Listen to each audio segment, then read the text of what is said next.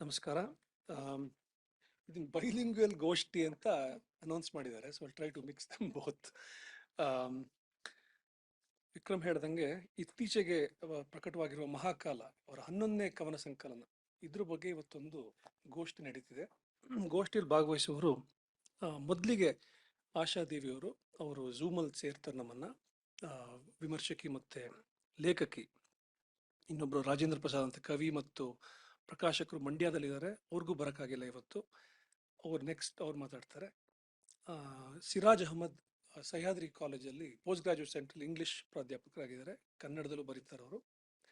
ಶ್ರೀನಿವಾಸ ಮೂರ್ತಿ ಅವರು ಸಂಸ್ಕೃತ ಪ್ರಾಧ್ಯಾಪಕರಾಗಿ ನಿವೃತ್ತರಾಗಿದ್ದಾರೆ ಈಗ. But he still very active, is editing several volumes.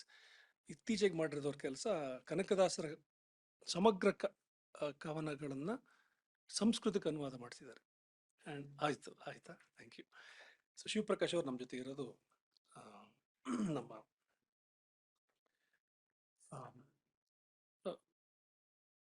ಭಾಗ್ಯ ಅಂತ ಅನ್ಕೋಬೇಕು. ಇವ್ರು ವಿಕ್ರಮ್ ಈಗಾಗಲೇ ಹೇಳಿದಾಗೆ ಈ ಪದ್ಯಗಳನ್ನವರು ಕೋವಿಡ್ನ ಕಾಲದಲ್ಲಿ ಬರೆದಿದ್ದು.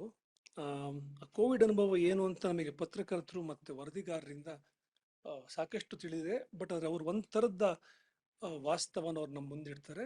ಆದರೆ ಕವಿಗಳನ್ನ ತಿಳಿದ ಹಾಗೆ ಅವ್ರದೇ ಒಂದು ಸ್ಪೆಷಲ್ ಆಗಿರೋ ಒಂದು ಸತ್ಯಗಳನ್ನ ನಮಗೆ ಕಾಣಿಸ್ತಾರೆ. ಆ್ಯಂಡ್ ನೀವು ನಿಜವಾಗ್ಲೂ ಆರ್ಟಿಫಿಷಿಯಲ್ ಇಂಟೆಲಿಜೆನ್ಸ್ ಅಂತೆಲ್ಲ ಹೇಳ್ತೀವಲ್ಲ, ಅವ್ರನ್ನ ನಿಜವಾದವ್ರ ಸ್ಟ್ರಾಂಗೆಸ್ಟ್ ರೈವಲ್ಗಳು ಯಾರು ಅಂದ್ರೆ ಪೋಯಿಟ್ಸೇನೆ. ಯಾಕೆಂದ್ರೆ they can articulate something that and shows the world in ways that we will be grateful for.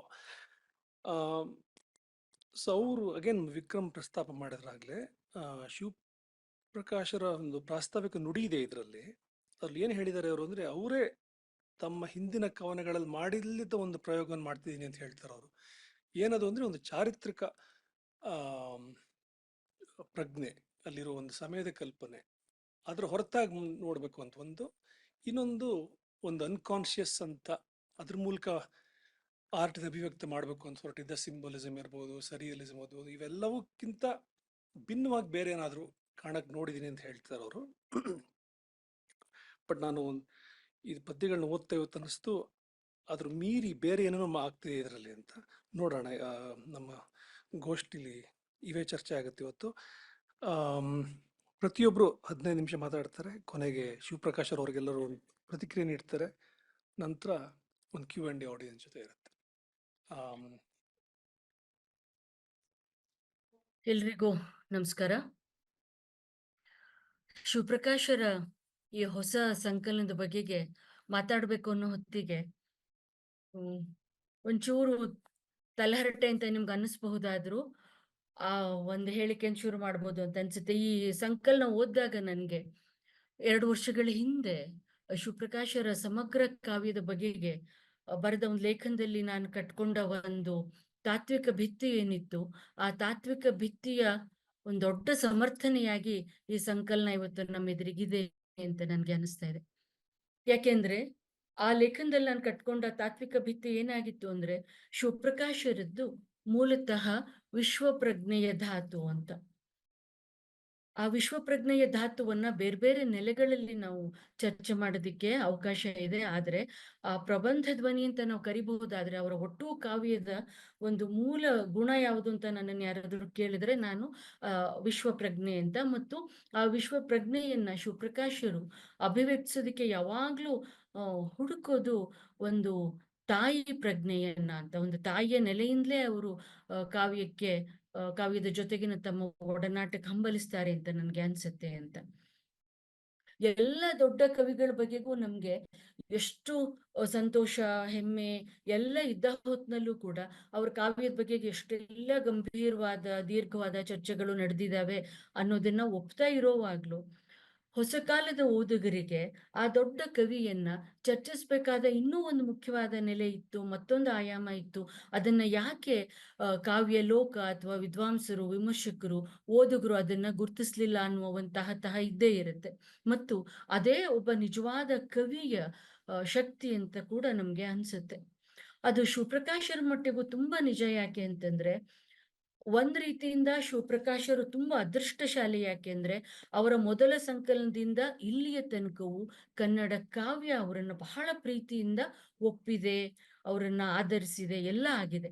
ಇಷ್ಟೆಲ್ಲ ಇದ್ದಾಗ್ಲೂ ಎಲ್ಲೋ ಶಿವಪ್ರಕಾಶರ ಕಾವ್ಯದ ಬೇರ್ಬೇರೆ ಆಯಾಮಗಳು ಚರ್ಚೆಗೆ ಒಳಗಾಗ್ಬೇಕಾದ ರೀತಿನಲ್ಲಿ ಯಾಕೆ ಚರ್ಚೆ ಆಗ್ಲಿಲ್ಲ ಅನ್ನುವ ಒಂದು ಪ್ರಶ್ನೆ ಅವರ ಕಾವ್ಯದ ಮತ್ತು ಒಟ್ಟು ಕನ್ನಡ ಕಾವ್ಯದ ಗಂಭೀರ ಓದುಗರಿಗೆ ಮತ್ತೆ ಕಾಡ್ತಾನೆ ಇರುತ್ತೆ. ಮತ್ತೆ ಇಲ್ಲೊಂದು ಆ ವಿಷಯವನ್ನ ತಮಾಷೆಯಾಗಿ ಹೇಳ್ಬಹುದಾದ್ರೆ, ತುಂಬಾ ಜನ ಹೇಳೋದು, ಯಾಕೆ ಶಿವಪ್ರಕಾಶರ ಕಾವ್ಯ ಅಷ್ಟು ಗಂಭೀರವಾಗಿ ಚರ್ಚೆ ಆಗ್ಲಿಲ್ಲ ಅಂತಂದ್ರೆ, ಅದಕ್ಕೆ ಶಿವಪ್ರಕಾಶರೇ ಕಾರಣ. ಯಾಕೆಂದ್ರೆ ಅವ್ರು ಅಷ್ಟೊಂದು ವಿರೋಧಿಗಳನ್ನ ಸೃಷ್ಟಿಸ್ಕೊಂಡಿದ್ದಾರೆ ಅನ್ನೋದನ್ನು ಕೆಲವರು ಹೇಳೋದನ್ನ ನಾವು ಕೇಳ್ತಾ ಇರ್ತೀವಿ. ಅಂಥ ಮಾತುಗಳನ್ನ ಪಕ್ಕಕ್ಕಿಟ್ಟು ನಾವು ನೋಡ್ಬಹುದಾದ್ರೆ, ಶಿವಪ್ರಕಾಶರ ಕಾವ್ಯ ಒಂದು ಘಟ್ಟದಲ್ಲಿ ಶಿವಪ್ರಕಾಶರನ್ನ ಕನ್ನಡದ ಬಹಳ ಮುಖ್ಯವಾದ ಅನುಭಾವಿ ಕವಿ ಅಂತ ಕರೆಯಲಾಯಿತು. ಕನ್ನಡದ ಸಮೃದ್ಧವಾದ ಅನುಭಾವ ಪರಂಪರೆಯ ವಾರಸುದಾರ ಅಂತ ಕೂಡ ಅವರನ್ನು ಕರೆಯಲಾಯಿತು. ಬಹಳ ಶಕ್ತವಾದ ಮುಂದುವರಿಕೆಯನ್ನು ಅವ್ರು ಮಾಡ್ತಿದ್ದಾರೆ ಅವರ ಕಾವ್ಯದ ಮೂಲಕ ಅಂತಾನೂ ಹೇಳಲಾಯಿತು. ಆದ್ರೆ ಅದೇ ಹೊತ್ತಿಗೆ ಶಿವಪ್ರಕಾಶರು ಅವರ ಕಾವ್ಯದ ಬರವಣಿಗೆಯನ್ನು ಆರಂಭಿಸಿದ್ದು ಬಹಳ ದಟ್ಟವಾದ ಎಡಪಂಥೀಯ ತಾತ್ವಿಕತೆಯ ಪ್ರಭಾವದಲ್ಲಿ. ಆದ್ರೆ ಅವರ ಇಡೀ ಕಾವ್ಯವನ್ನ ಇವತ್ತು ನಾವು ನೋಡ್ತಾ ಇರುವ ಹೊತ್ತಿಗೆ, ಸಮಗ್ರ ಕಾವ್ಯವನ್ನ, ಮಹಾಕಾಲವನ್ನು ಎದುರಿಗಿಟ್ಕೊಂಡು ನೋಡ್ತಾ ಇರುವ ಹೊತ್ತಿಗೆ, ಯಾವ ಏಕ ತಾತ್ವಿಕತೆಯೂ ಶಿವಪ್ರಕಾಶರನ್ನ ಇಲ್ಲಿಯ ತನಕ ನಿಯಂತ್ರಿಸಿಲ್ಲ, ನಿರ್ದೇಶಿಸಿಲ್ಲ, ಮತ್ತು ಬಹಳ ಗಾಢವಾಗಿ ಇದೇ ನನ್ನ ಕಾವ್ಯದ ಮೂಲ ನೆಲೆ ಅನ್ನುವ ಹಾಗೆ ಅವರನ್ನ ಕೊನೆಯವರೆಗೂ ಉಳಿಸಿಲ್ಲ. ಅಂದ್ರೆ ಮೂಲತಃ ಶಿವಪ್ರಕಾಶ್ ಆಲಯದಿಂದ ಬಯಲಿನ ಕಡೆಗೆ ಸಾಗ್ತಾ ಇರುವ ಕವಿ ಅಂತ ಅನ್ಸುತ್ತೆ. ಅವರನ್ನ ನಾನು ಬಯಲ ಪ್ರಜ್ಞೆಯ ಕವಿ ಅಂತಲೇ ಕರಿಬೇಕು ಅಂತ ಅನ್ಸುತ್ತೆ ನನ್ಗೆ. ನನ್ಗೆ ಶಿವಪ್ರಕಾಶರನ್ನ ಯಾವಾಗ್ಲೂ ನಾನು ಕನ್ನಡ ಕಾವ್ಯ ಪರಂಪರೆಯ ಒಬ್ಬ ಮಂಟೇಸ್ವಾಮಿ ಅಂತ ಕರಿತಾ ಇರ್ತೀನಿ.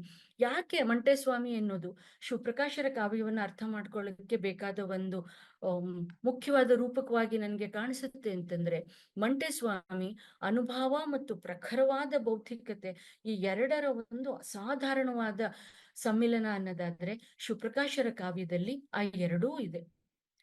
ಈ ಮಹಾಕಾಲ ಸಂಕಲನ ಇದೆಯಲ್ಲ, ಮಹಾಕಾಲ, ಶಿವಪ್ರಕಾಶ್ ಆರಂಭದಿಂದ ಇಲ್ಲಿಯ ತನಕ ಏನನ್ನ ಹುಡುಕ್ತಾ ಇದ್ದಾರಲ್ಲ, ಆ ಹುಡುಕಾಟದ ಬಹಳ ಘನವಾದ ಒಂದು ಮುಂದುವರಿಕೆ ಅಂತ ನನ್ಗೆ ಅನ್ಸುತ್ತೆ. ಒಂದು, ಈ ಜಗತ್ತಿನ ಅಸೀಮವಾದ ಕ್ರೌರ್ಯ.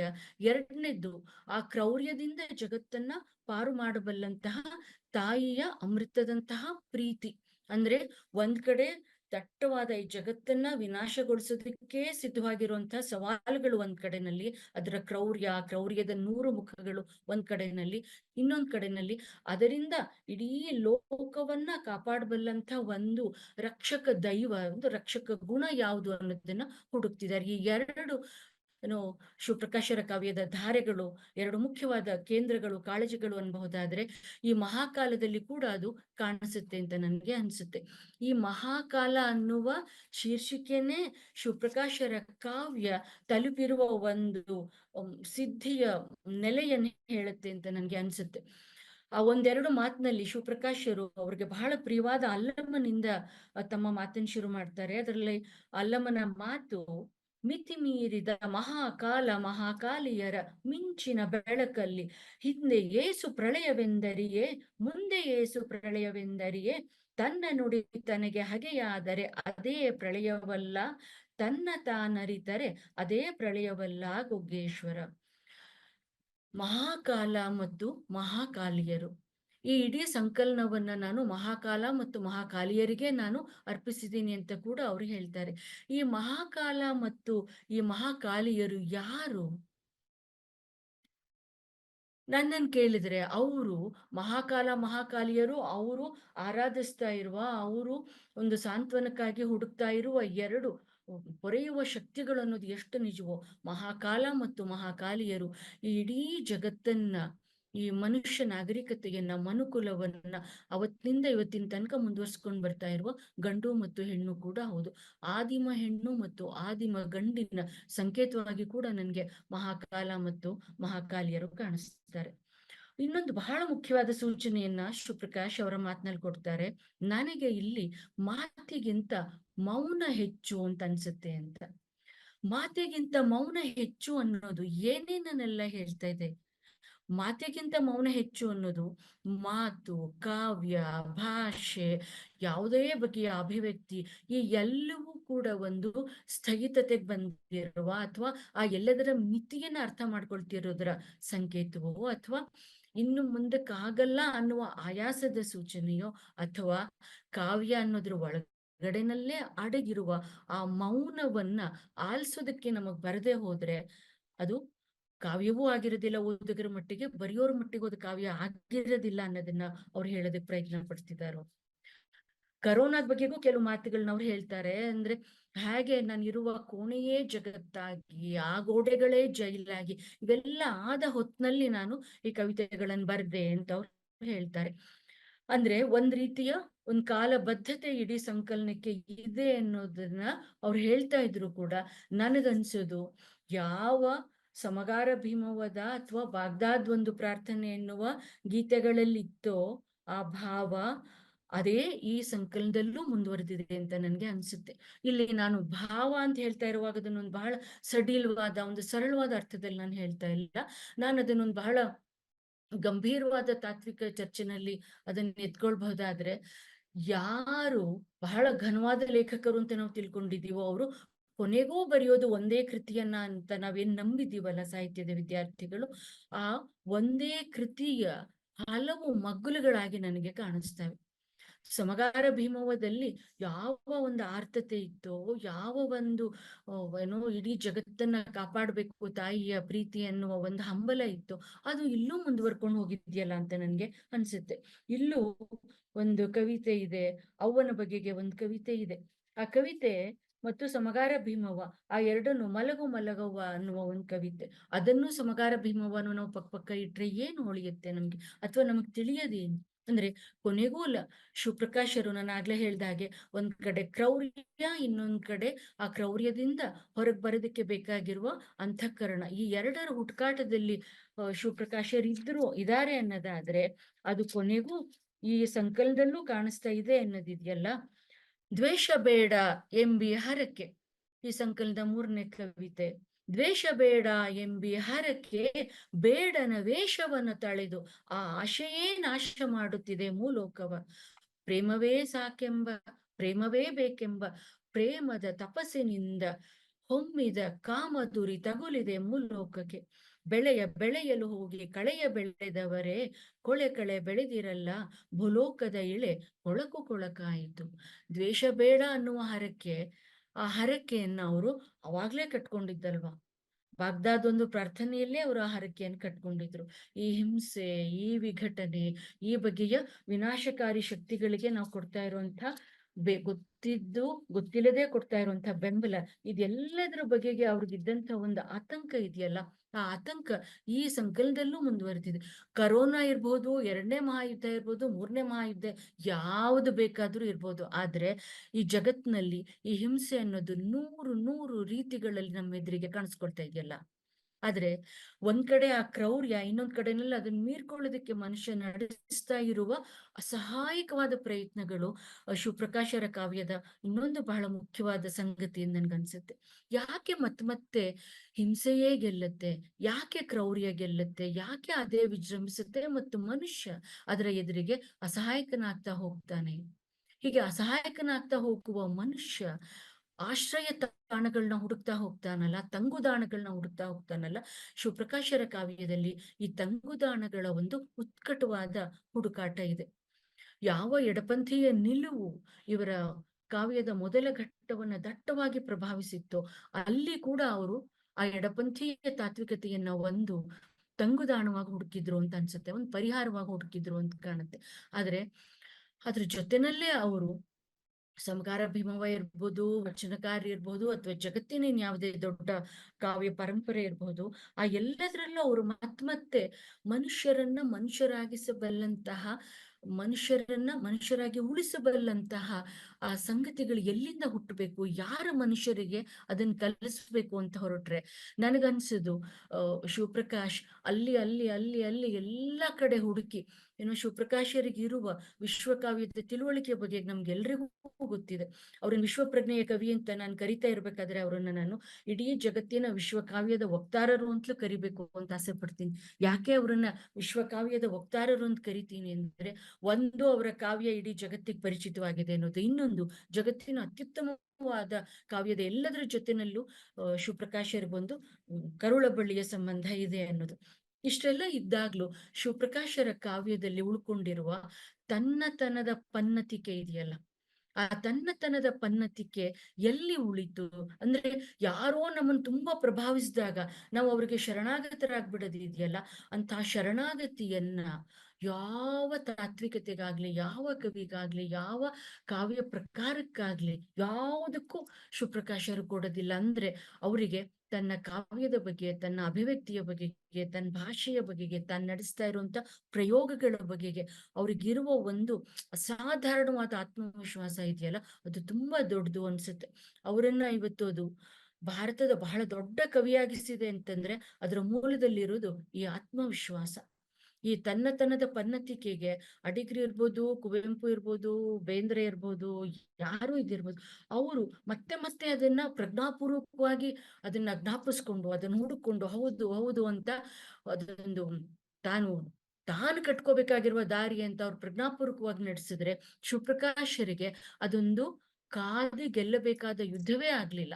ಶಿವಪ್ರಕಾಶರಿಗೆ ಆರಂಭದಿಂದ ಇಲ್ಲಿಯ ತನಕ ಅದು ತಾನು ನಡೆದದ್ದೇ ದಾರಿ ಅನ್ನುವ ಒಂದು ವಿಶ್ವಾಸ ಉಳಿತಲ್ಲ, ಆ ವಿಶ್ವಾಸದ ಮೂಲ ಬಹುಶಃ ಅವರ ಪ್ರತಿಭೆಯ ಬಗೆಗೆ ಅವ್ರಿಗಿದ್ದಂತ ನಂಬಿಕೆ ಇದ್ದಿರಬಹುದು, ಅಥವಾ ಅಥವಾ ತಮ್ಮ ಕಾವ್ಯದ ಪ್ರಯೋಗಗಳ ಬಗೆಗೆ ಅವ್ರಿಗಿದ್ದಂತ ಪ್ರೀತಿನೂ ಇದ್ದಿರಬಹುದು ಅಂತ ಅನ್ಸುತ್ತೆ.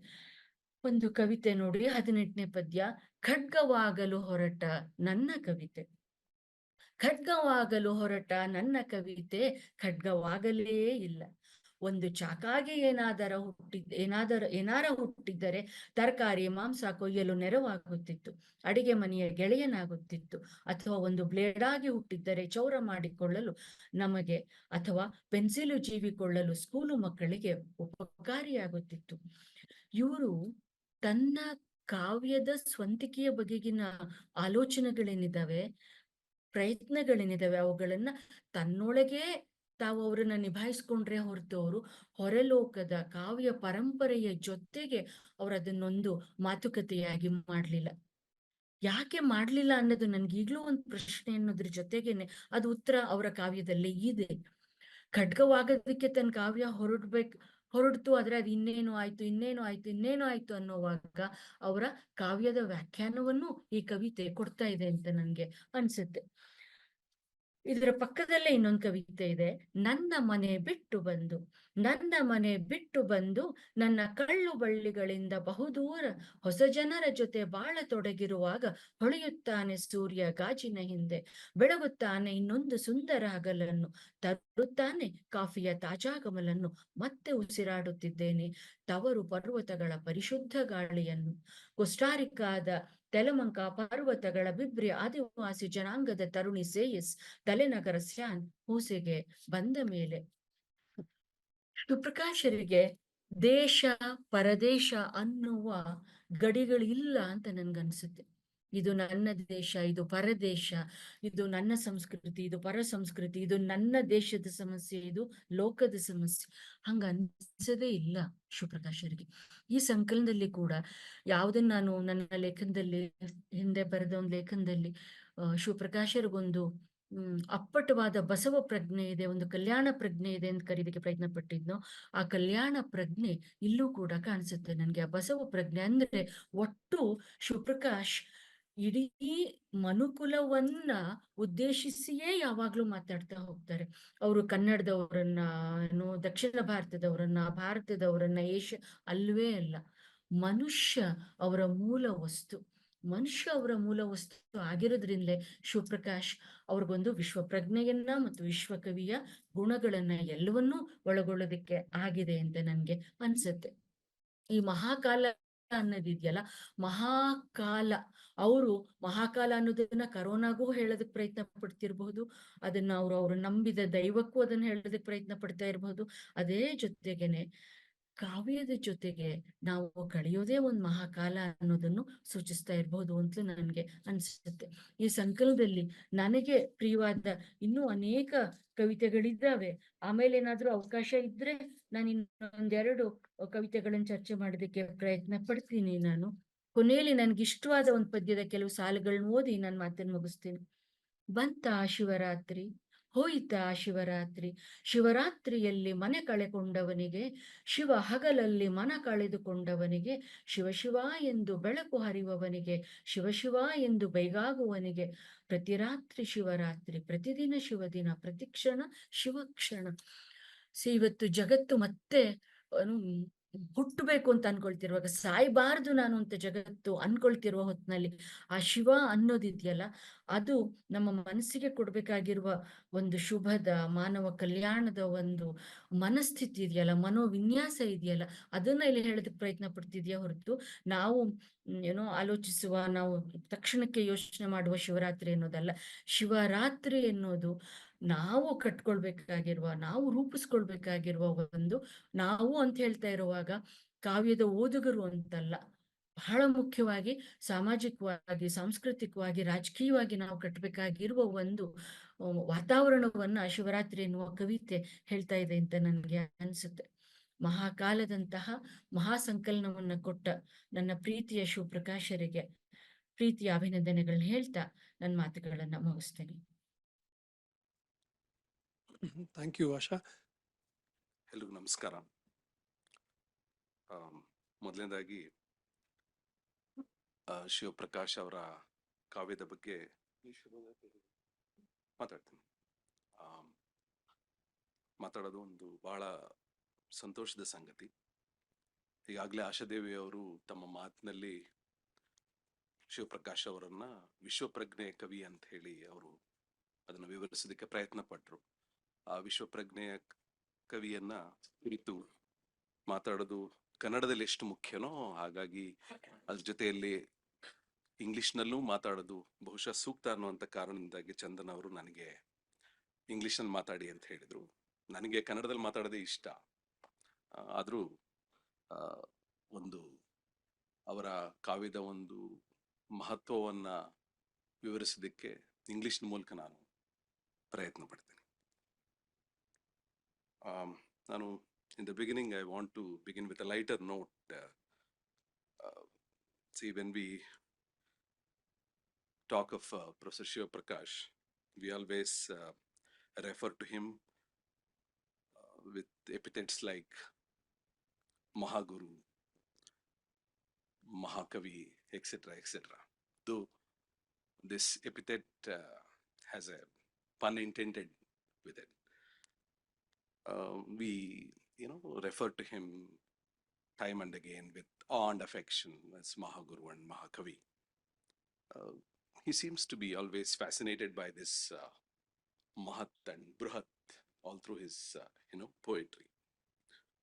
There is always a continuous exploration of the big, the Mahat in his poetry.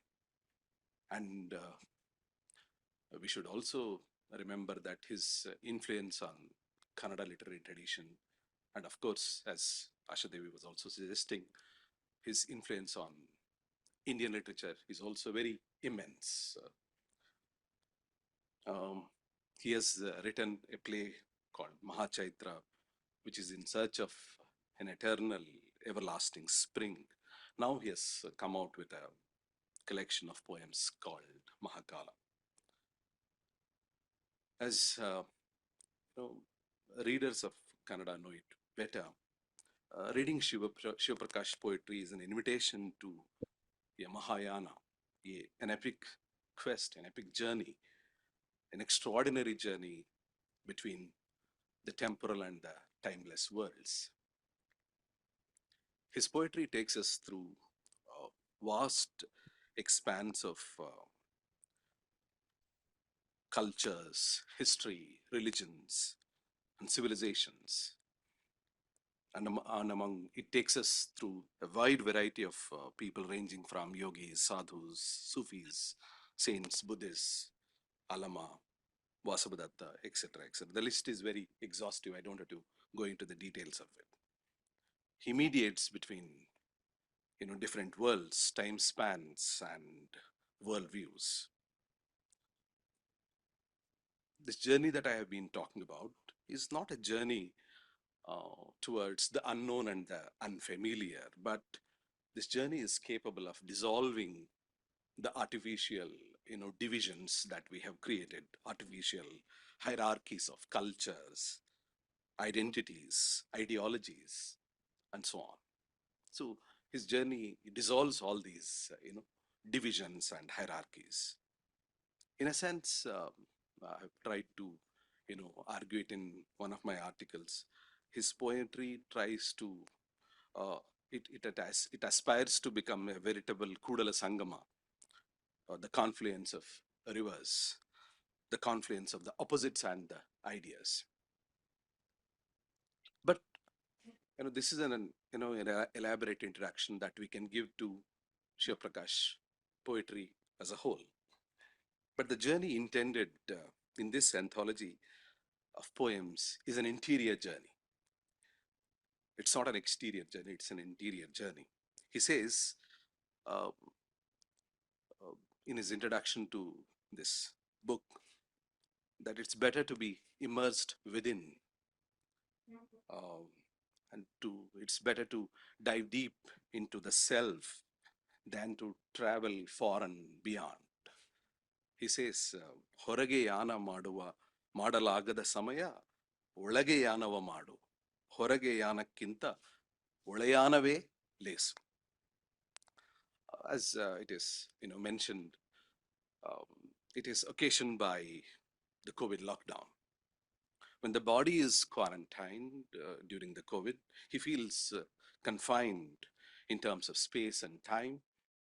The roads are blocked and ships are blockaded. The spirit is bottled up. In such a period of total confinement, he turns into his own self. He says very beautifully in one of his poems, he turns his breath into a speaking bird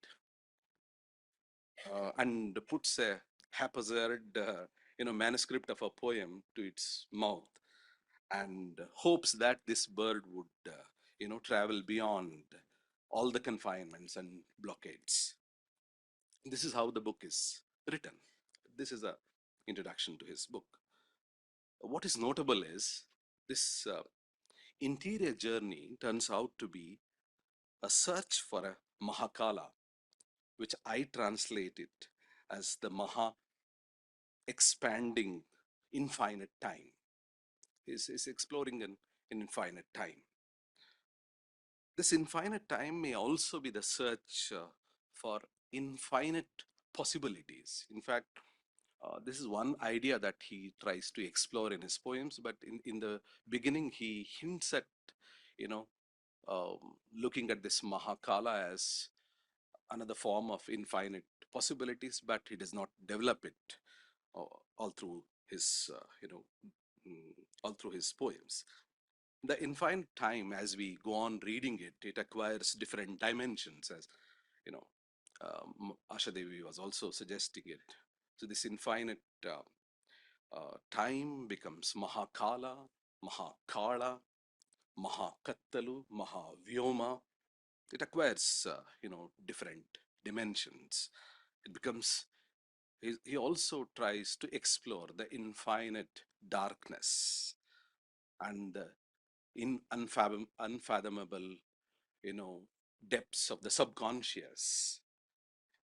And slowly this, exploration refers to the enveloping death and the immortal life.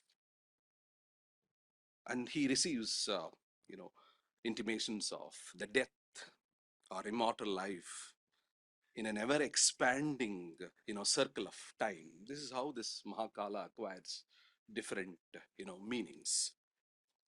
In fact, Shiv Prakash is exploring this, duality of light and dark, good and evil, the primitive and the primordial in some of his early poems, some of his early anthologies, particularly in Misalu Kavitegalu. He particularly refers to Shiva Shive. So he has been exploring this. Uh, he seems to, when he is doing this, when he is, exploring this, infinite time in different dimensions, but he never, mistakes to engage with the day to day, engage with the routine, the seasonal, and the epochal. He mentions different time spans: Dinamana, Rutumana, Yuga Kalpa Mana. He explores all these different frames of time. He suggests that these multiple zones of times or multiple frames of time are illuminated in a wink of eye, just a sudden flash of an eye. And he builds in a very elaborate framework to synthesize and integrate the cosmic kalpa with the contemporary fleeting moment. That is, in fact, the very remarkable achievement of this book to an extent. He tries to integrate both the cosmic kalpa and the, the fleeting moment of our day-to-day life. See, what is notable here is in the immense expanse of time, or in the immense expanse of immense darkness, the mythical, mundane, historical, and the contemporary worlds collide and coalesce. There is a collision, there is also a coalesce of all these, worlds. The journey into the infinite time is occasioned by the mundane, the ordinary, the quotidian things of our life. He says very, very beautifully, when we say hello, good morning, hi, hello, etc., etc., an age is transpired, an age is lost. The moment you say good morning and good evening, you have moved into a different realm. When you exchange these pleasantries, the moment you are located in the present, and in the next moment you have moved into another realm altogether. And he also tells very effectively that, in the fleeting, time, in the fleeting span of time between good morning and good evening, you may become a Buddha, renouncing uh, the desires of life, relinquishing all the, bondages that you have with this material world. Okay, in the moment you can become a Buddha. And see, this is a very well-known philosophical idea. He seems to suggest that when you are taking a walk in the routine of your life, you may be taking a deep plunge into the cosmic world. This is a familiar philosophical idea that he is trying to explore. Um, though the poems at one level, they are exploring the mundane, the day-to-day life, they are also trying to explore the dark, catastrophic vision of our times. That is another strand of these poems. In ever in this ever expanding time, uh, or in this ever enveloping darkness, he seems to ask very, eternal questions that have been bothering humanity for a long time. He asks, why are we prone towards evil? Why are we prone towards evil? Why are we habituated with evil? Uh, he contemplates why there is an insatiable thirst to drink darkness. ಯಾಕೆ ಹೀರಿಕೊಳ್ಳುತ್ತಿದ್ದೇವೆ ನಿನ್ನ ಬೆಳಕ ಹಾಲೊಳಗೆ ಕಾಡುಗತ್ತಲನ್ನು ಯಾಕೆ ಕುಡಿಯುತ್ತಿದ್ದೇವೆ? Why the civilizations are collapsing? Why how the cosmic kalpas have vanished into the thin air? why the massive structures how the massive structures have shriveled in the wind. Why are we relishing the rapid spread of poison, forgetting the nectar? This is an important question that he raises. Well, I can go on like this um, with other illustrations, with other examples. I think there is no time for an elaborate this. Yeah, okay, I'm coming to the end of it. What I have done is I have tried to give the broader thematic of this book. But having done this, I want to raise some questions. Um, if you compare Mahakala with the other well-known works of H.S. Shivaprakash, which Asha Devi was mentioning, there is an there is a continuous, there is an element of continuous making and remaking, what we call in Kannada as aguvike, or being and becoming, all through his, poems. There is a rigorous self-reflection and self-analysis in his poetry. Keen readers of Shiva Prakash know this very well. In the process of this continuous making and remaking, the poet takes us through an epic journey that I mentioned at the very beginning. Um, he takes us through an epic journey um, through which we are introduced to many cultures, many worlds, many visions, so on and so forth. But I feel such a journey is missing here. It's more of an aerial journey than a journey necessitated by the personal and the cultural conditions of any specific situation. In this process of, eternal making and becoming, the self goes through an ordeal of, self-analysis, which we see in Samagara Bhimava, uh, Milarepa, Gorakshanatha, Nagarjuna, Shams Tabriz. There is an intense ordeal of suffering that goes through.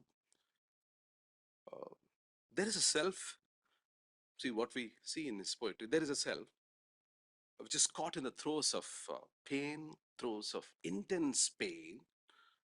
And so there is an ideal which it aspires to achieve, which it aspires to reach. Where is this self? As a, keen reader of and as an ardent reader of Shiva Prakash, I was searching, where is this self in this collection of poems? Yes, of course, there is a lofty ideal and an exceptional goal which it wants to, reach. But I am looking for a self. Where is that self that we found in the other poems that I have mentioned? Is it a timeless self aspiring to reach a transcendental condition? That is a question that bothers my mind. Unlike his other illustrious works, there is a tendency to emphasize the transcendental. As a result, the historical and the cultural specificity that we see in other poems is ignored. Uh, I am not here to make conclusive remarks by taking up one leaf out of his, you know, big, he has written so many poems. So Mahakala is one leaf out of it.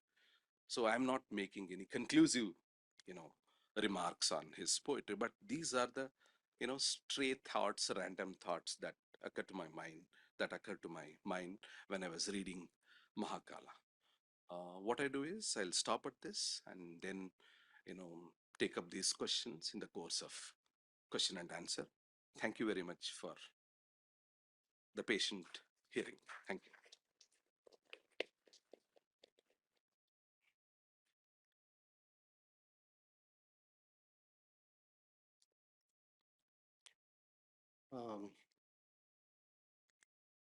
ಒಂದು 10 second ನಾನು ಏನು ಮಾತನಾಡದೆ ಇದ್ರೆ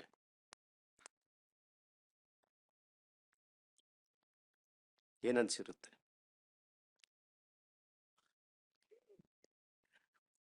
ಅಥವಾ ಒಂದ್ ನಿಮಿಷ ನಾನು ಜಾಸ್ತಿ ಮಾತನಾಡಿದ್ರೆ ಏನನ್ಸಿರುತ್ತೆ? ಇದು ನಾವು ಕಾಲವನ್ನು ಅನುಭವಿಸುವ ವಿಧಾನದಲ್ಲಿ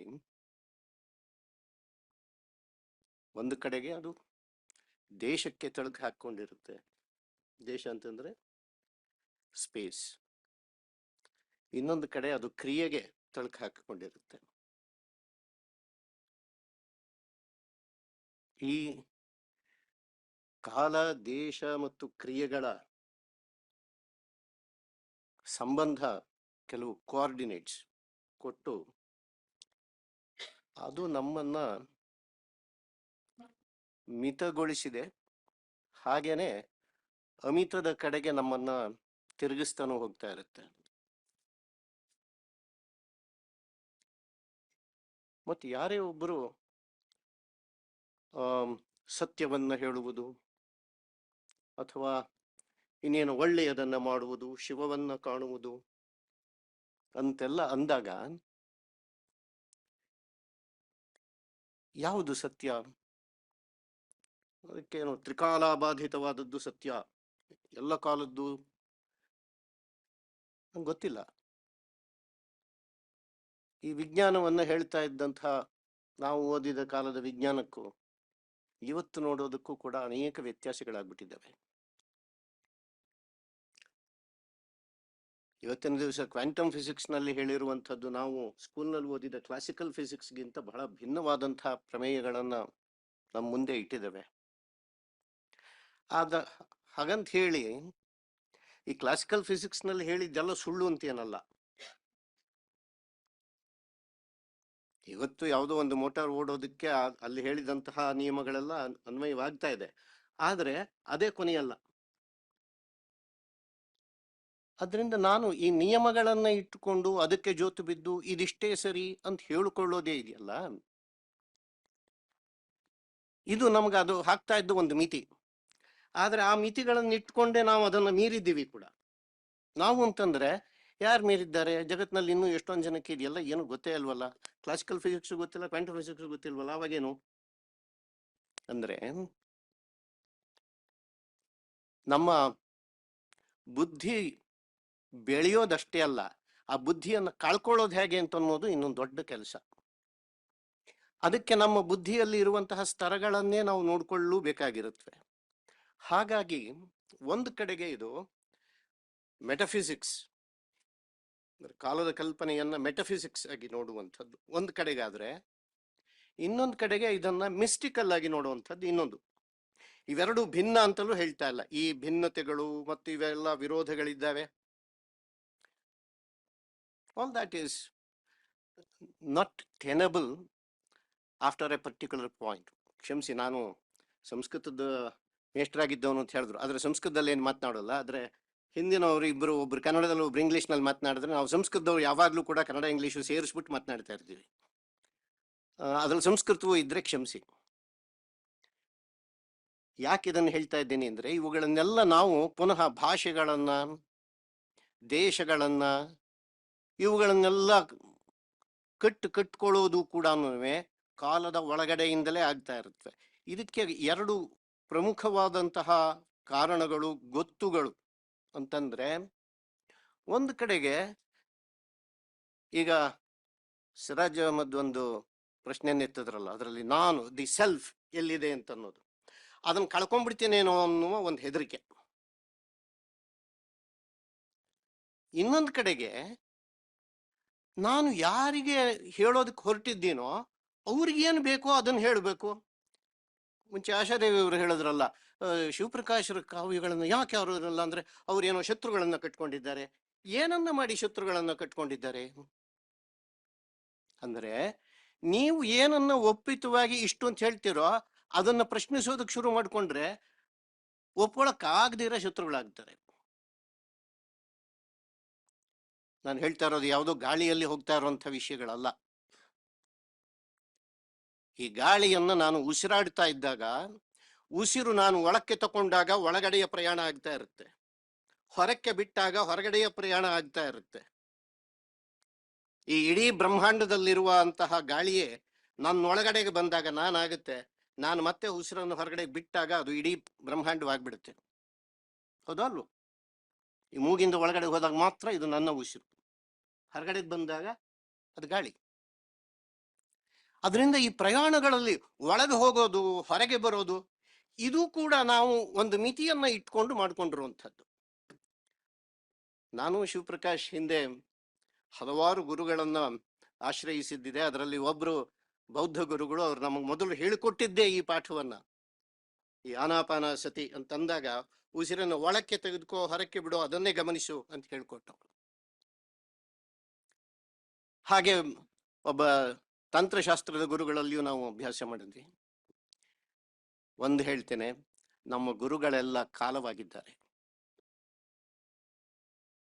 ಕಾಲವಾಗಿದ್ದಾರೆ ಅಂದ್ರೆ ಸತ್ತು ಹೋಗಿದ್ದಾರೆ, ಒಂದು ಮಿತಿಯಲ್ಲಿ ಇಲ್ವಾಗಿದ್ದಾರೆ.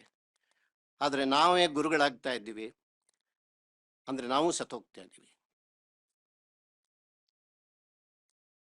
ಆದರೆ ಅವರುಗಳಿಗೆ ತೋರಿಸಿಕೊಟ್ಟಂತಹ ನಕ್ಷತ್ರವನ್ನು ತೋರಿಸುವುದಕ್ಕೆ ಕೈ ಬೆರಳನ್ನು ಉಪಯೋಗಿಸಿದಾಗ ಬೆರಳ ತುದಿಯಿಂದ ನಕ್ಷತ್ರವನ್ನು ನೋಡ್ಬೇಕೇ ಹೊರತು ಬರೀ ಬೆರಳನ್ನೇ ಅಲ್ಲ ಅನ್ನೋದಿದೆಯಲ್ಲ.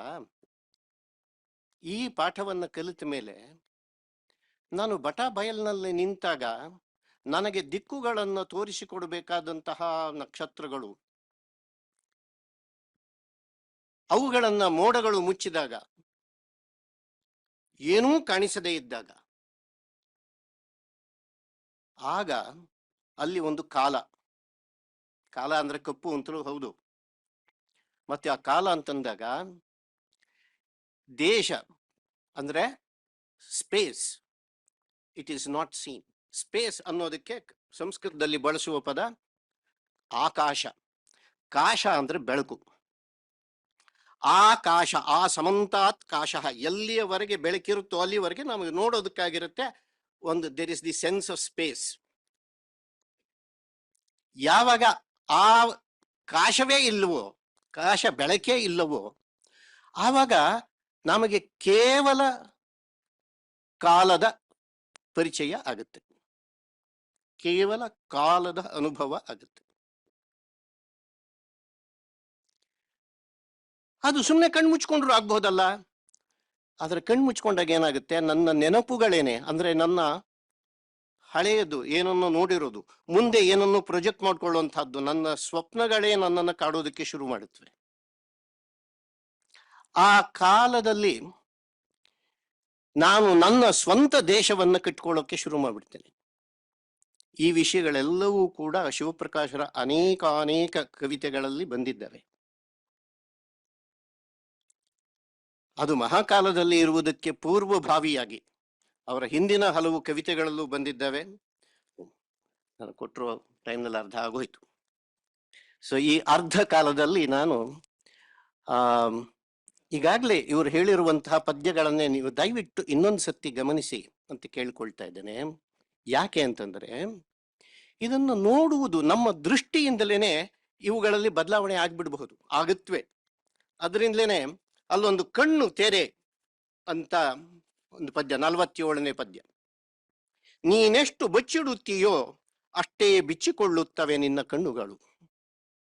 ಆ ಪ್ರಖರ ರಾತ್ರಿ ಪ್ರಖರ ಬೆಳಕನ್ನು, ಆ ಬೆಳಕು ಸೂಸುವ ಒಳ ಬೆಳಕನ್ನು, ಆ ಒಳ ಬೆಳಕು ಒರೆವ ಕಟು ಮಧುರ ಕಥಾನಕಗಳನ್ನು, ಆ ಕಥಾನಕಗಳ ಅವಿಸ್ಮರಣೀಯ ಆಗುಹೋಗುಗಳನ್ನು, ಆ ಆಗುಹೋಗುಗಳ ಅಡುಂಬೋಲಗಳಾದ ದಿನಮಾನ ಋತಮಾನ ಯುಗಕಲ್ಪಮಾನಗಳನ್ನು ಹೇಗೆ ಬಚ್ಚಿಟ್ಟುಕೊಳ್ಳಬಲ್ಲೆವು ಹೇಳು ಪಾಪ ನಿನ್ನ ಆ ಅಬಲ ಎವೆಗಳು.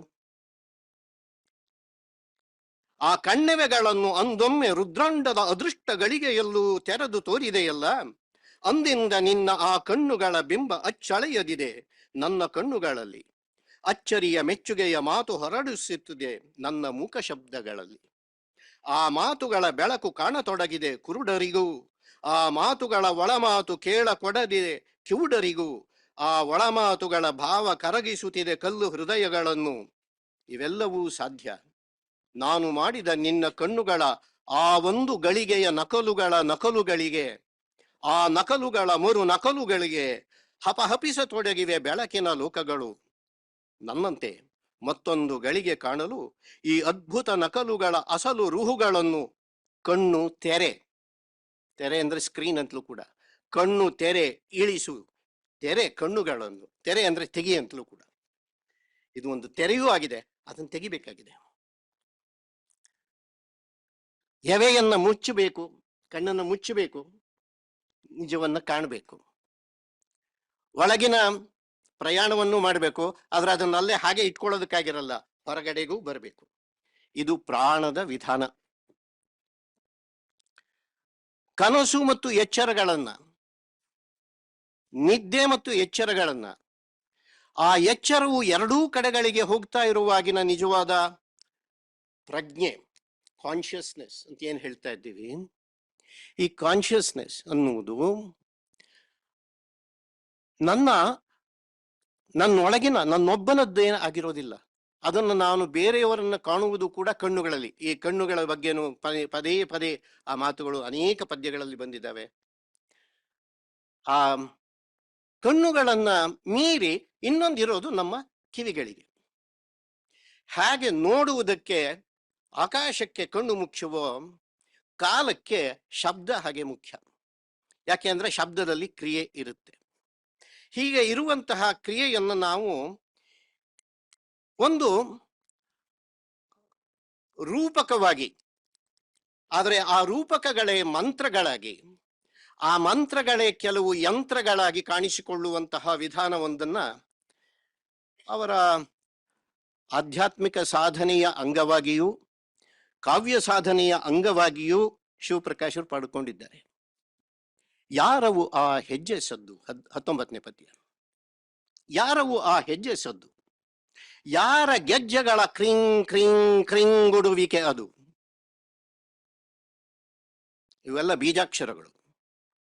ನಕ್ಷತ್ರ ಖಚಿತ ನಭದಿಂದ ಇಳಿದು ಕೆಳಗೆ ಹೋಗುತ್ತಿದೆ ಇಗೋ, ದಿಗಿಲಿಂದ ಪತರಗುಡುತ್ತಿರುವ ನನ್ನ ಕಿವಿಗಳೊಳಗೆ, ಅಡಗಿಕೊಂಡಿರುವಾಗ ನಾನು ಸಾವ ಹೆದರಿಕೆಯಿಂದ ಮಣ್ಣ ಬಸಿರಿನೊಳಗೆ. ಮೃತ್ಯುವಿನ ಹೆಜ್ಜೆ ಸಪ್ಪುಳವೇ ನನಗೆ ಕೇಳಿಸಿದ್ದು, ಅಥವಾ ಕೊಲೆಗಡುಕ ದೇವತೆಯ ಗೆಜ್ಜೆ ಕ್ರಿಂಕಲವೇ? ಅತ್ತ ಕಡೆ ತಿರುಗಲು ಹೆದರಿವೆ ನನ್ನ ಭೀತ ಕಣ್ಣುಗಳು. ಇದೆಲ್ಲ ಅದರ ಕೊನೆಯಲ್ಲಿ, ಯಾವ ಗ್ರಹ ಯಾವ ತಾರೆ ಪರಾಗಬಲ್ಲವು ನಿನ್ನ ತೊತ್ತ ತುಳಿತದಿಂದ. ಯಾಕಂದ್ರೆ ಈ ನಕ್ಷತ್ರ ಇವುಗಳು ಕೂಡ ಒಂದ್ ದಿವಸ ಸತ್ತೋಗ್ಬಿಟ್ಟಿರ್ತವೆ. ನಾನು ಇವತ್ತು ನೋಡ್ತಾ ಇರುವಂತಹ ಒಂದು ನಕ್ಷತ್ರದ ಬೆಳಕು ನನ್ನನ್ನು ತಲುಪೋ ಹೊತ್ತಿಗೆ ಆ ನಕ್ಷತ್ರವೇ ಸತ್ತೋಗಿರಬಹುದು. ಆದ್ದರಿಂದ ನನ್ನ ಇವತ್ತಿನ ಈ ಅನುಭವ ಅಂತನ್ನುವುದು ಕಾಲದ ಗತಿಯಲ್ಲಿ ಇನ್ಯಾವತ್ತಿನದ್ದೋ ಒಂದು ಸತ್ಯವನ್ನ ಇವತ್ತು ಹೇಳ್ತಾ ಇದ್ದಿರಬಹುದು. ಕೇಳಿಸಿತು ಯಾರಿಗೂ ಇಲ್ಲ ಚುಟುಕಾರ, ನನ್ನ ಪಾದಗಳ ಧೂಳಾಗಿ ಅಂಟಿಕೊಳ್ಳದ ಹೊರತು ಮೃತ್ಯುವಿನ ಬಸಿರ ಭ್ರೂಣಗಳಿಗೆ ಈ ಮಹಾವ್ಯೋಮದಲ್ಲಿ, ಈ ಮಹಾಕಾಲದಲ್ಲಿ. ಅದರಿಂದ ಕಾಲ ಅನ್ನುವುದು ಸಾವು ಹೌದು, ಸಾವಿನ ಜೊತೆಗೆ ಅದು ಇನ್ನೊಂದು ರೀತಿಯಲ್ಲಿ ಯಾವುದನ್ನ ಇಮ್ಮಾರ್ಟಲ್ ಅಂದ್ರು, ಅಮರ್ತ್ಯತ್ವ, ಆ ಅಮರ್ತ್ಯತ್ವದ ಭಾಗವೂ ಕೂಡ ಹೌದು. ಈಗಾಗಲೇ ಸಿರಾಜ್ ಅವರು ನಮಸ್ಕಾರ ಎಂದು ಹೇಳುವಷ್ಟರಲ್ಲಿ ಆ ಪದ್ಯವನ್ನು ಕುರಿತಾಗಿ ಹೇಳಿದ್ರು. ಹೀಗೆ ಈ ಹಲವಾರು ಕಡೆಗಳಲ್ಲಿ ಇರುವಂತಹ ಅಂಶಗಳು ಈ ಹಿಂದೆ ಅಭಿನವ ಪದ್ಯದಲ್ಲೂ ಇದೆ, ಇವಾಗ ಮತ್ತು ಅವರು ಹೆಬ್ಬಾಳ ಪದ್ಯದಲ್ಲಿಯೂ ಕೂಡ ಇದೆ. ಇದು ಯಾವುದು ಈ ಗುರು ಚರಿತೆ ಅಂತನ್ನುವುದು, ಇತಿಹಾಸ ಅಂತನ್ನುವುದು ಹೇಗೆ ಅದಲು ಬದಲಾಗಿ ಹೋಗ್ಬಿಡುತ್ತವೆ. ಹೀಗಿತ್ತು ಅಂತ ಹೇಳುವಷ್ಟರಲ್ಲಿ ಒಬ್ಬನ ನಡೆದು ಹೋಗಿ ಅದು ಚರಿತೆಯಾಗಿರುತ್ತೆ. ಆ ಚರಿತೆ ಅಣುಕ್ಷಣದಲ್ಲಿಯೂ ಕೂಡ ಇರುತ್ತವೆ. ಅದರಿಂದ ಈ ಅಕಾಲ ಶಿಶಿರಗಳಲ್ಲಿ ಮಹಾಕಾಳ ಕಾಳಿಯರ ಮಹಟ್ಟಹಾಸಗಳ ರುದ್ರ ರಮ್ಯ ಅವಳಿಗಳಾದ ಮಹಾಕಾವ್ಯಗಳ ಆಖ್ಯಾನ ಉಪಾಖ್ಯಾನಗಳಲ್ಲಿ ಗೋಳುಗಳಿಂದ ಹಾಳು ಬಿದ್ದ ಗೊಳೂರಿನಲ್ಲಿ ಕಾರಿರುಳಲ್ಲೂ ಕ್ರೀಂ ಕ್ರೀಂ ಕ್ರೀಂ ಎಂದು ಕೂಗುತ್ತಲೇ ಇರುವ ಶಿವಲಿಂಗನ ಮುಂಗೋಳಿಯ ಕೆಂಪು ಕೋ ಆಗಿ ಅದು ಆ ರಾತ್ರಿ ಕಳೆಯುವ ಹೊತ್ತಿಗೆ ಇನ್ನೊಂದು ಕೋಳಿ ಕೋ ಕೋ ಕೋ ಎಂದು ಕೂಗೋದಿದೆ. ಮತ್ತೆ ಈ cyclical time, the spherical time, the straight line, they all merge and they create a different chakra altogether. And that is when you see that moving, it is as if still. ನಮ್ಮ ದೊಡ್ಡ ಕಲಾಕಾರರು ಇಲ್ಲೇ ಇದ್ದಾರೆ. He knows how to create optical illusions.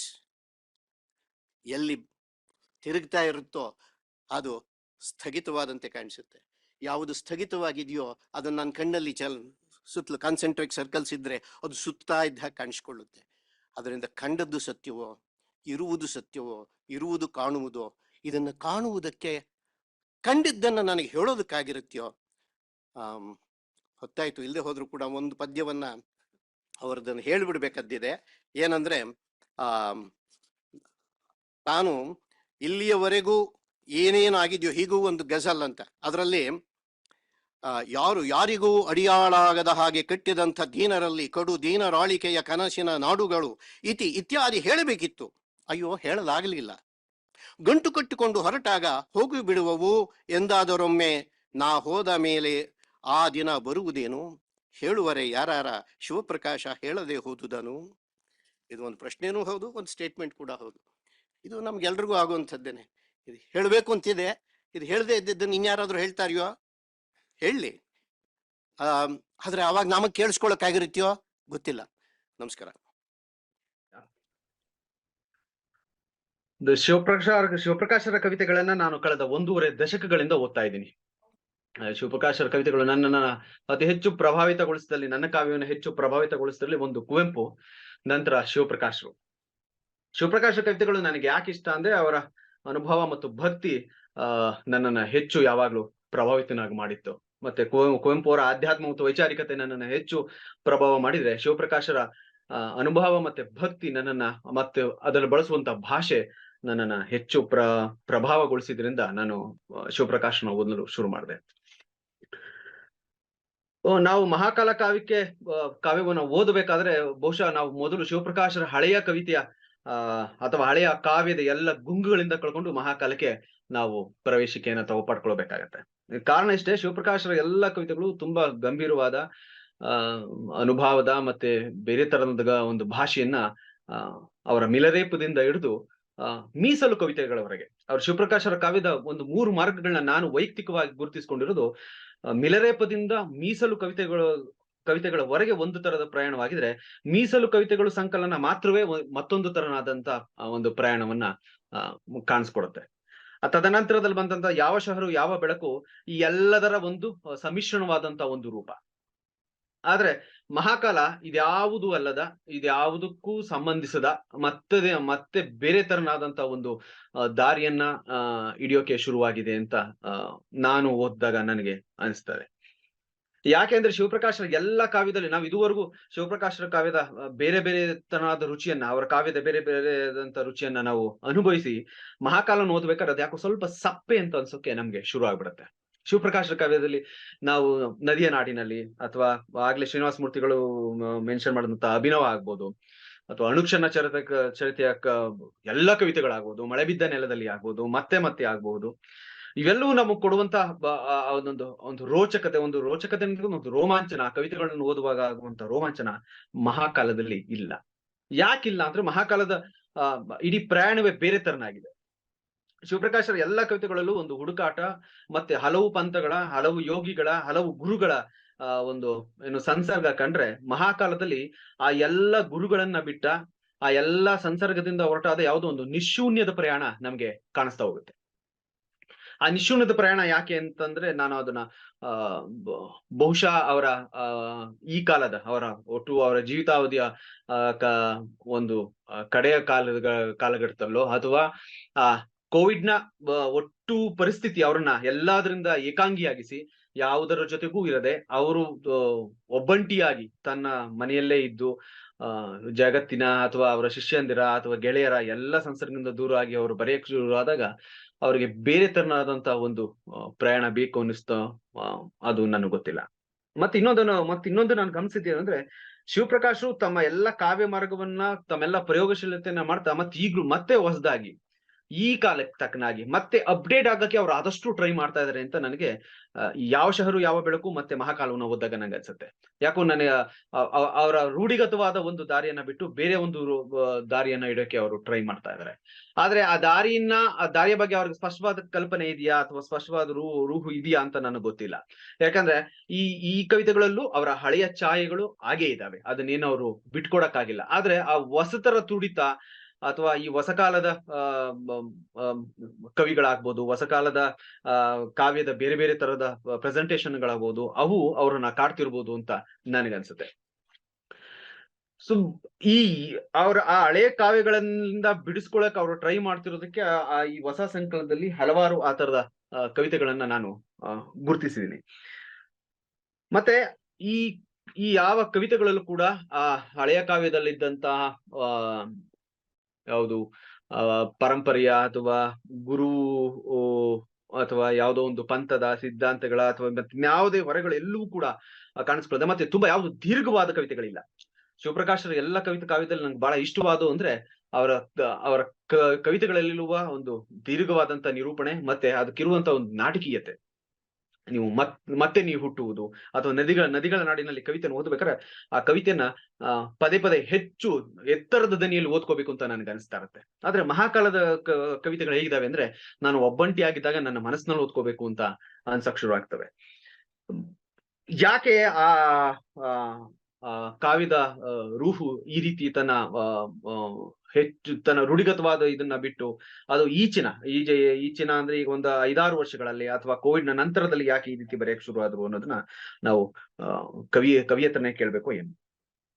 ಮತ್ತೆ ಈ ಹಿಂದೆ ನಾನು ಮೀಸಲು ಕವಿತೆಗಳ ಬಗ್ಗೆ ಹೇಳಿದ್ರು ಅಷ್ಟೇ, ಮೀಸಲು ಕವಿತೆಗಳು ಅವ್ರ ಇಡೀ ರೂಢಿಗತವಾದಂತ ಕಾವ್ಯ ಮಾರ್ಗವನ್ನು ಬಿಟ್ಟು ಪ್ರವಾಸ ಕಥನ ಅನ್ನೋದನ್ನ ನಾವು ಇದುವರೆಗೂ ಕೂಡ ಕೇಳಿದ್ವಿ, ಪ್ರವಾಸ ಕಥೆಗಳನ್ನು ಓದಿದ್ವಿ.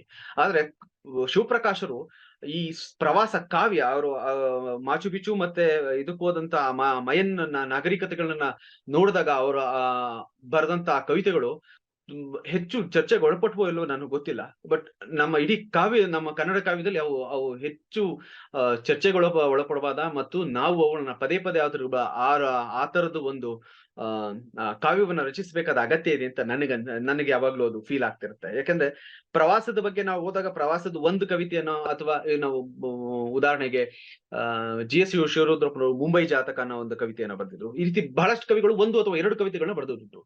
ಆದ್ರೆ ಶಿವಪ್ರಕಾಶರು ಇಡೀ ಸಂಕಲನದಲ್ಲಿ ಆ ಮಾಚು ಪಿಚುವಿನ ಅಥವಾ ಮಾಯನ್ ನಾಗರಿಕತೆಯ ಪ್ರತಿ ಹಂತವನ್ನು ಕೂಡ ನಾಗರಿಕತೆಯ ಬೇರೆ ಬೇರೆ ಹಂತಗಳಿಗೆ ಹೋಲಿಸಿ ಅದರಿಂದ ಆದಂತಹ ದುಷ್ಪರಿಣಾಮ ವಿನಾಶಗಳನ್ನ ಆ ಕಾವ್ಯದಲ್ಲಿ ಹೆಚ್ಚು ಪ್ರಚುರಪಡಿಸ್ತಾ ಹೋಗ್ತಾರೆ. ಆಗ ನೋಡಿದಾಗ ಆ ಇಡೀ ಮೀಸಲು ಕವಿತೆಗಳು ಒಂದು ಮಹಾಕಾವ್ಯ ತರ ತೋರುತ್ತೆ ನನಗೆ.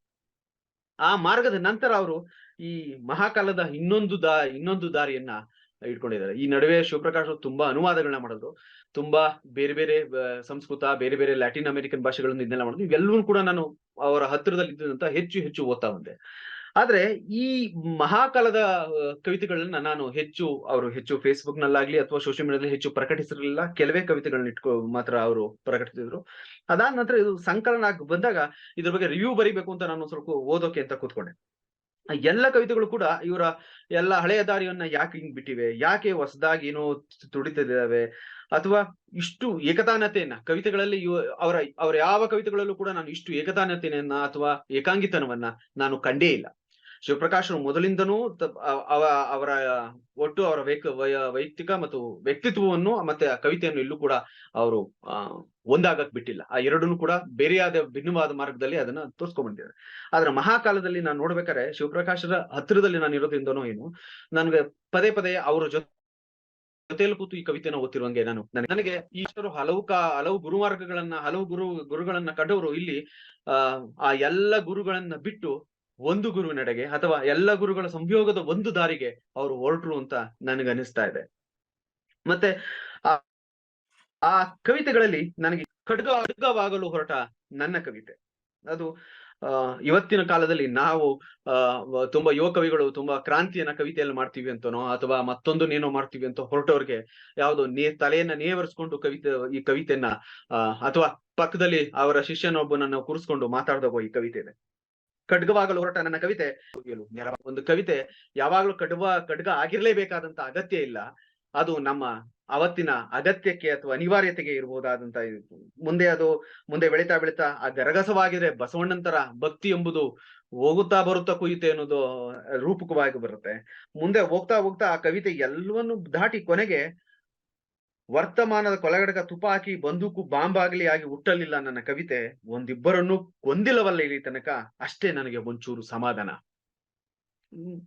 ಕವಿ ತನ್ನೊಳಗೆ ತನ್ನ ಕವಿತೆ ಆ ಕನಿಷ್ಠ ಉಪಕಾರ ಮಾಡಿದವರು ಯಾರಿಗೂ ಅಪಕಾರವನ್ನು ಮಾಡಿಲ್ಲ. ಕವಿತೆ ತನ್ನಷ್ಟಕ್ಕೆ ತಾನು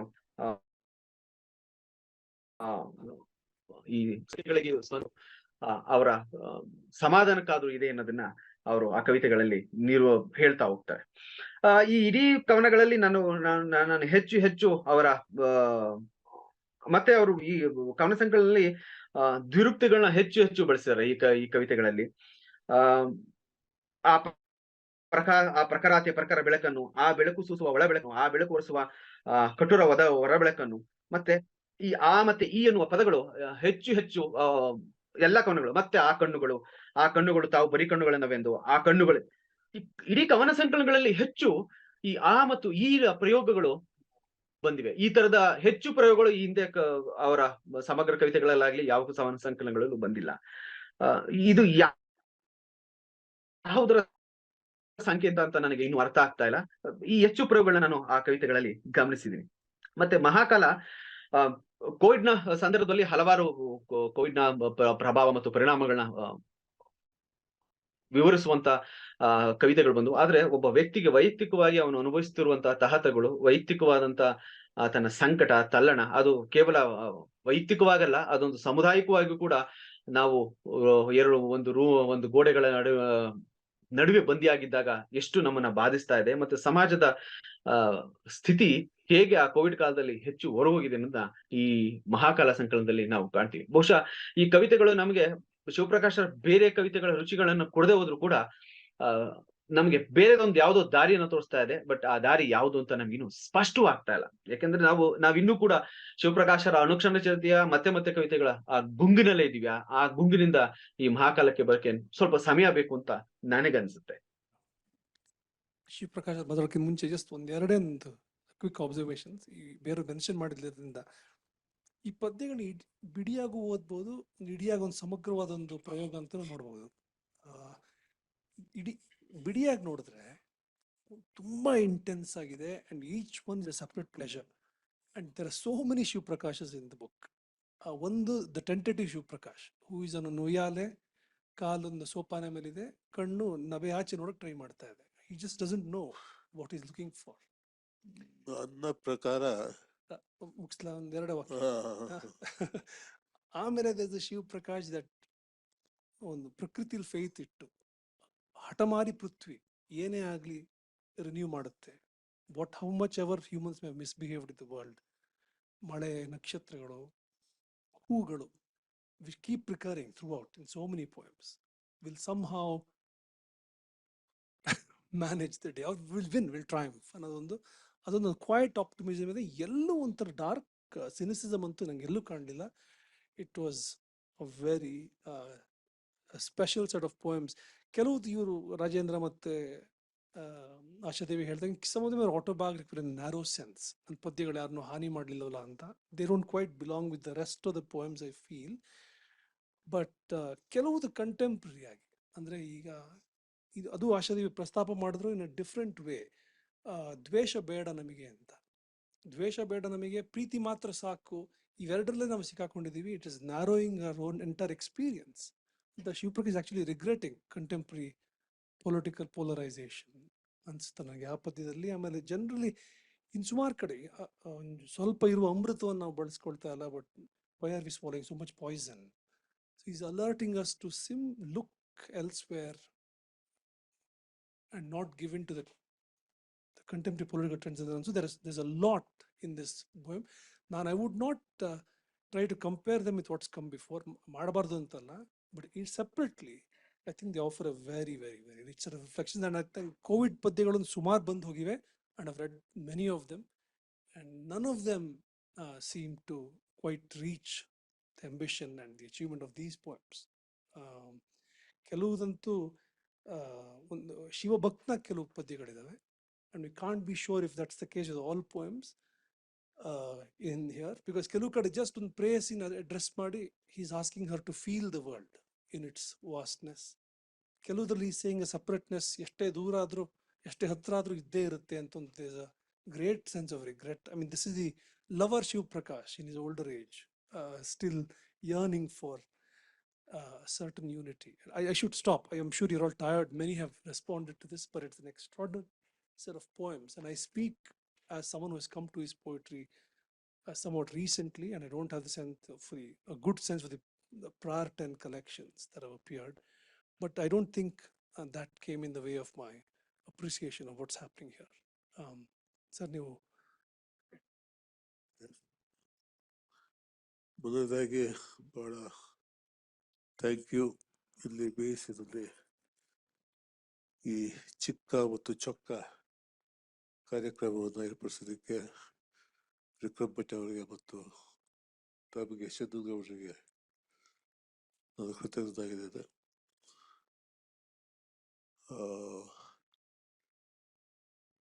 ಜನ ಇಷ್ಟು ಜನ ಬಂದಿದ್ದಾರೆ ಅಂತ ಆಶ್ಚರ್ಯ.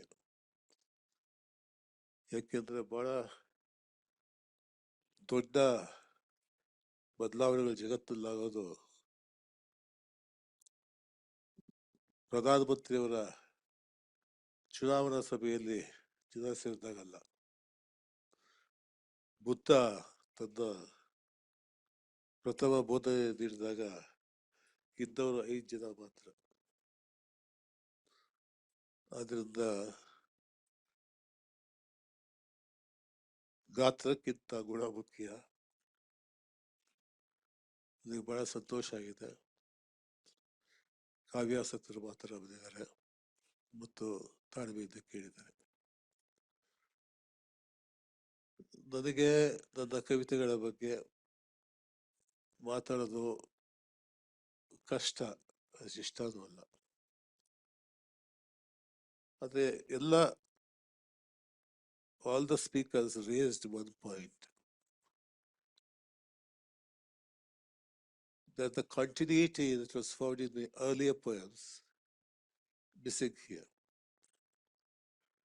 The unity of the self and the unity of materiality. ನಾವು ಸಮಾಜ ಯೋಚನೆ ಮಾಡ್ಬೇಕಾದ್ರೆ ರ್ಯಾಷನಲ್ ಆಗಿ ಒಂದು ಭೌತಿಕ ಅನುಭವದ ಒದ್ದುತನ,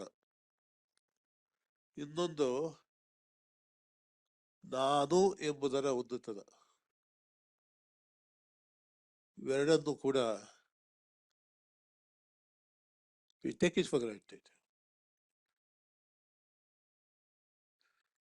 ಸಾಹಿತ್ಯದ ಕೂಡ ಅದು ಹೇಳಿದ ಹಾಗೆ you find 2 kinds of narratives. One is the physical, historical narrative. When modernism came, it tried to break this into the perception of a discontinuous aesthetic experience. Though this was not happening for the first time. In the European traditions, there were 2 kinds of epic models. One was Homeric model, where you had the unity of the story, plot, etc. The other was Ovid's Metamorphosis, where the unity is disunity. In fact, Shakespeare is supposed to have been more influenced by Ovid than by the Homeric model. While trying to break the tyranny of time and history,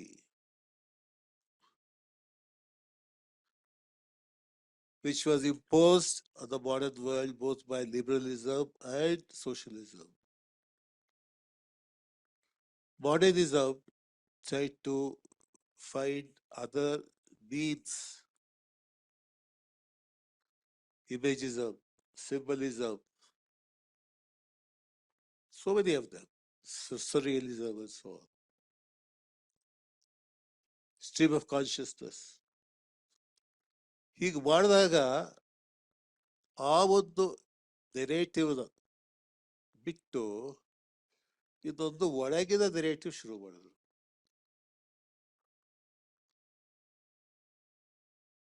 The narrative based on subjective experience.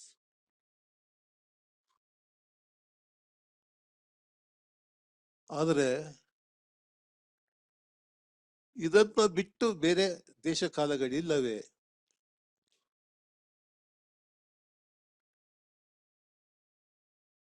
When I was exploring Japanese art in poetry, exploring my own spiritual aesthetic experiences, I felt there are other modes of spatio-temporal existence experience. Srinivas ಪೂತಿ ಅವರನ್ನ hit ಮಾಡ್ತಾ ಇದ್ರು. ನನ್ನ ಈಗ ನನಗೆ ಕನಸ ಕಾಲ ಯಾವ ತರ ಇರಬೇಕು ಅಂದ್ರೆ, ಒಂದು ಮಾತು ನನ್ನ ಜ್ಞಾಪಕ ಬರುತ್ತೆ, ಅರ್ನಸ್ಟ್ ಹೆಮಿಂಗ್ವೇ ಹೇಳಿದ್ದ, for a real writer every work is a new beginning. That's to abandon the previous work. ನಮ್ಮ ಕನ್ನಡದ ಮಹಾನ್ ಕವಿಗಳು, ನನ್ನ ಇಬ್ಬರು ಗುರುಗಳಾದ ಗೋಪಾಲಕೃಷ್ಣ ಅಡಿಗರು, KSS ಸ್ವಾಮಿಯವರು ಬಿಟ್ಟು ಉಳಿದವರೆಲ್ಲ ಆಧುನಿಕರು ಬರೆದಿದ್ದಾರೆ. ಅವರ ಮೊದಲ ಪುಸ್ತಕದಲ್ಲಿ ಸ್ವಲ್ಪ ಮಸಾಲೆ ಬದಲಾವಣೆ ಆಗ್ಬೋದು, ಇದೊಂದು ಇವತ್ತು ಕೇರಳ ಮಸಾಲ ಹಾಕ್ಬೋದು, ಗರಂ ಮಸಾಲ ಹಾಕ್ಬೋದು, ಅದೇನೆ. ನನ್ನ ಕಂಬಾರ ನಾಟಕ ನೋಡಿ, ಮೊದಲಿಂದ ಕೊನೆಯವ್ರಿಗೆ ಅದೇನೆ, ನಾನು ಸದಾಶಿವಗೆ ಅದೇ ಜ್ಞಾನ ಅಂತ. ಆದ್ರೆ ನಿಜವಾದ ಕವಿ, ನಾನು ನಂಬುವ ನಿಜವಾದ ಕವಿ ಪ್ರತಿ ಕ್ಷಣ he recreates himself. ನನ್ನ ಮಾಡೆಲ್ಲು ಒಂದು ಕವನ ಸಂಕಲನಕ್ಕೆ Chinese book of wisdom I Ching, ಅಥವಾ ನನ್ನ ಇನ್ನೊಂದು ದೊಡ್ಡ ಹಾಬಿ ಟ್ಯಾರೋ ಕಾರ್ಡ್ ರೀಡಿಂಗ್, ರೂದ್ ರೀಡಿಂಗ್. ಒಂದು ಟ್ಯಾರೋ ಪ್ಯಾಕ್ ಹಾಕ್ತಾರ, ಒಂದು ಟ್ಯಾರೋ ಪ್ಯಾಕ್ನಲ್ಲಿ ನೀವು ಯಾವ ಕಾರ್ಡ್ ತೆಗೆದ್ರು ಕೊಡೋಕೆ ಒಂದು ಮೀನಿಂಗ್ ಇರುತ್ತೆ. ಅದಕ್ಕೆ ಒಟ್ಟಾಗಿ ಒಂದು ಅದ್ರ ಹಿಂದೆ ಒಂದು ನೆರೇಟಿವ್ ಇದೆ. But when you make a query, when I try to find something out of tarot card, the card that pops up becomes part of your experience, not the given deck. The same thing goes for root system. I have a deep interest in runology. I went to Sweden and Norway to study this. It's a great system. I wanted to write a play about it, ಬರೆಯಕ್ಕಾಗಿಲ್ಲ ಅದನ್ನ. ಇದೊಂದು 20 ವರ್ಷ ಆಯುಷ್ಯ ಅಂದ್ರೆ ಮತ್ತೆ ಬರೀತೀನಿ ಅದನ್ನ. ಅದರಲ್ಲೂ ಕೂಡ ಈಚ್ ರೂಟ್, ಇಂಗ್ಲಿಷ್ ನ ಯುರೋಪಿಯನ್ ಆಲ್ಫಾಬೆಟ್ಸ್ ಬಂದಿರೋದು ಏನ್ಷಿಯಂಟ್ ರೂನಿಕ್ ಆಲ್ಫಾಬೆಟ್ಸ್ ಇಂದ. ಒಂದೊಂದು ಆಲ್ಫಾಬೆಟ್ಗೂ ಕೂಡ ಒಬ್ಬೊಬ್ಬ ದೇವತೆ ಇದ್ದಾನೆ. And it represents an archetypal situation. And when the querent wants to know something, you shuffle the cards or shake the rune stones, pick up one. So the one that pops up is not part of that narrative. So whatever that kind of narrative that the poets want to create, unless it becomes part of the reader's narrative, I think the exercise is useless. So it's not very complicated. My book of poems are as simple as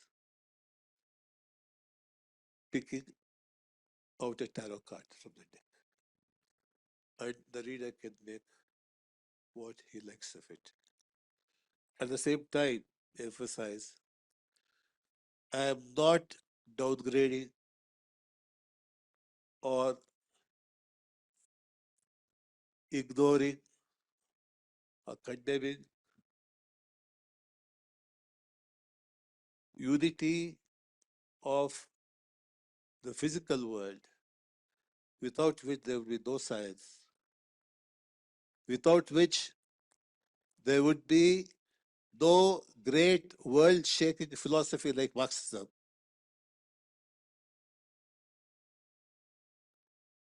Neither do I denigrate the other kind of unity which I'm trying to overcome, which created the greatest works of modern art, which could create Picasso. It's all there. But just as Salvador Dali was a great painter, ultimately he also created a tarot deck. Had I been a painter, I would have created a tarot deck. I have been creating decks of poems. Though it's in the book form, I invite my readers to treat my poems as playfully as reading it. Thank you.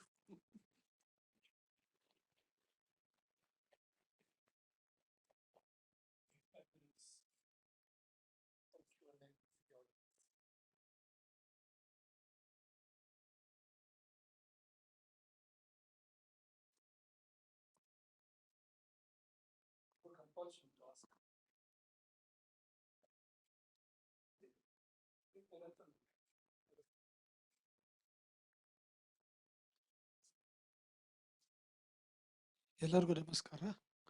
ಸ್ನೇಹಿತರೆ, ಶಿವಪ್ರಕಾಶ್ ಅವರು ನನಗೆ ಇಲ್ಲಿ ಬರೋದಕ್ಕೆ invitation ಕೊಟ್ಟರು. ಆದರೆ ನನಗೆ ನಾನು 2 ನಿಮಿಷದಲ್ಲಿ ಮುಗಿಸ್ತೀನಿ. 1 ನಿಮಿಷ ಇನ್ವಿಟೇಷನ್ ಕೊಟ್ಟರು, ನಾನು ಬಂದೆ. ಅಫ್ಕೋರ್ಸ್ ನನಗೆ ಪೊಯೆಟ್ರಿ ಅನ್ನೋದು ಗ್ರೀಕ್ ಆ್ಯಂಡ್ ಲ್ಯಾಟಿನ್. ನಾನು ಯಾವತ್ತೂ ಪೊಯೆಟ್ರಿ ಓದಲಿಲ್ಲ. ಬೇರೆ ನಾನೊಬ್ಬ ವೈದ್ಯ, ಜೊತೆಗೆ ಬೇರೆ ಲಿಟ್ರೇಚರ್ಸ್ ಎಲ್ಲ ಓದ್ಕೊಂಡಿದ್ದೀನಿ. ಬಟ್ ಒಂದು 2-3 ತಿಂಗಳಿಂದ ನಾನು ಶಿವಪ್ರಕಾಶ್ ಅವ್ರ ಜೊತೆಗೆ I have become A WhatsApp friend. Messages life saver. Messages ಕಳಿಸ್ತಾರೆ. ಅದನ್ನು ನೋಡಿ ಅವ್ರ ಜೊತೆಗೆ ಫೋನ್ ಮಾಡ್ದೇನೆ ಟ್ರೀಟ್ಮೆಂಟ್ ಕಳಿಸ್ತೀನಿ. ಆ್ಯಂಡ್ ದ ಅಮೌಂಟ್ ಆಫ್ ಅದರಿಂದ ಕಂಡು ಹಿಡಿದದ್ದು ನಾನೇನು ಅಂತಂತಂದರೆ, ಅವ್ರಿಗೆ he has lot of problems. ಎಂಥ ಮೈಂಡ್ ಇರಬೇಕು, ಎಂಥ ಬಾಡಿ ಇರಬೇಕು. Is undergoing so much of turmoil. In spite of that this book has come out. And later ಬೇರೆಯವ್ರನ್ನ ಕೇಳಿದ್ಮೇಲೆ ಗೊತ್ತಾಯ್ತು ಇನ್ನೂ ಬೇಕಾದಷ್ಟು ಬುಕ್ಸು ಹಿಂದಿನ ಅವರ ಮಹಾಚೈತ್ರದ ಕಾಂಟ್ರವರ್ಸಿದು ಕೇಳಿದ್ದೆ. ಎಷ್ಟೊಂದು ಸಮಸ್ಯೆ ಇದೆ, ಆದರೂ ಸಹಿತ ಹಿ ಈಸ್ ಮ್ಯಾನೇಜಿಂಗ್. ಇದನ್ನಾದರೂ ನೋಡೋದಕ್ಕೆ ಹೋಗಬೇಕು ನಾನು ಇವತ್ತು. ನನಗೆ ಪೊಯಿಟ್ರಿ ಏನೂ ಅರ್ಥ ಆಗಲ್ಲ, it is Greek and Latin. But still then ಇಲ್ಲಿಗೆ ಬಂದಾಗ ನನಗನ್ನಿಸ್ತು I am the only dull person in this group. Everybody understands, I am not able to understand. But let me be frank. And the amount of turmoil he is undergoing is enormous. But the book he has written and ಅಷ್ಟು turmoil ಇದ್ರೂ ಸಹಿತ ಅದ್ರ ಒಂದು ಸ್ವಲ್ಪನೂ ಇದರೊಳಗೆ ಗೊತ್ತಾಗ್ತಾ ಇಲ್ಲ. ಅದನ್ನು ನಾವು ಅಪ್ರಿಷಿಯೇಟ್ ಮಾಡಬೇಕು. ಇಷ್ಟು ಹೇಳಿ ನನ್ನ ಮಾತು ಮುಗಿಸ್ತೇನೆ. ಧನ್ಯವಾದಗಳು. ಈಗ ಮೋಹನ್ ಕೋಟೇಜಿಯವ್ರು ಹೋಗ್ತಾರೆ. ಮೋಹನ್ ಕೋಟೇಜಿಯವ್ರು ಗೊತ್ತಾಗ್ಲಿ.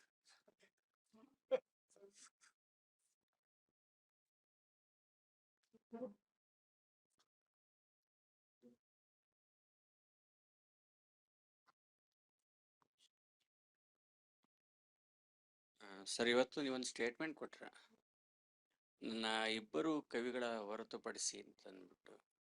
ಅವರು ಇಬ್ಬರಷ್ಟೇನ ಅಥವಾ ಇನ್ನೂ ಅದಕ್ಕೆ ವ್ಯಾಪ್ತಿ ಆಗುತ್ತಾ ಅಂತ? ಇಬ್ಬರು ಕವಿಗಳನ್ನು ಹೊರತುಪಡಿಸಿ ಅವರ ಕಾವ್ಯ ಮತ್ತು ಬರವಣಿಗೆಯಲ್ಲಿ ಮತ್ತೆ ಮತ್ತೆ ಅದೇ ಬರುತ್ತೆ ಎನ್ನುವಂಥ ಒಂದು ಮಾತಂತ ಹೇಳಿದ್ರೆ ಸರ್. ಅವರು ಇಬ್ಬರು ಯಾರು ಅಂದರೆ ಗೋಪಾಲಕೃಷ್ಣ ಅಡಿಗರು ಒಬ್ಬರು ಹೇಳಿದ್ರ, ನರಸಿಂಹಸ್ವಾಮಿ ಒಬ್ಬರನ್ನ ಹೇಳಿದ್ರ. ಆ ಸಾಲಿನಲ್ಲಿ ಇನ್ನು ವಿಸ್ತರಣೆ ಆಗುತ್ತಾ ಅವರಿಬ್ಬರು ಮಾತ್ರ ಸೀಮಿತ? ಆಧುನಿಕ ಕನ್ನಡದಲ್ಲಿ ಯಾರು ಕಾಣಿಸ್ತಾ ಇಲ್ಲ. ಹಳೆಗನ್ನಡ ದಡಗಳ ಪ್ರಶ್ನೆ ಬೇರೆ.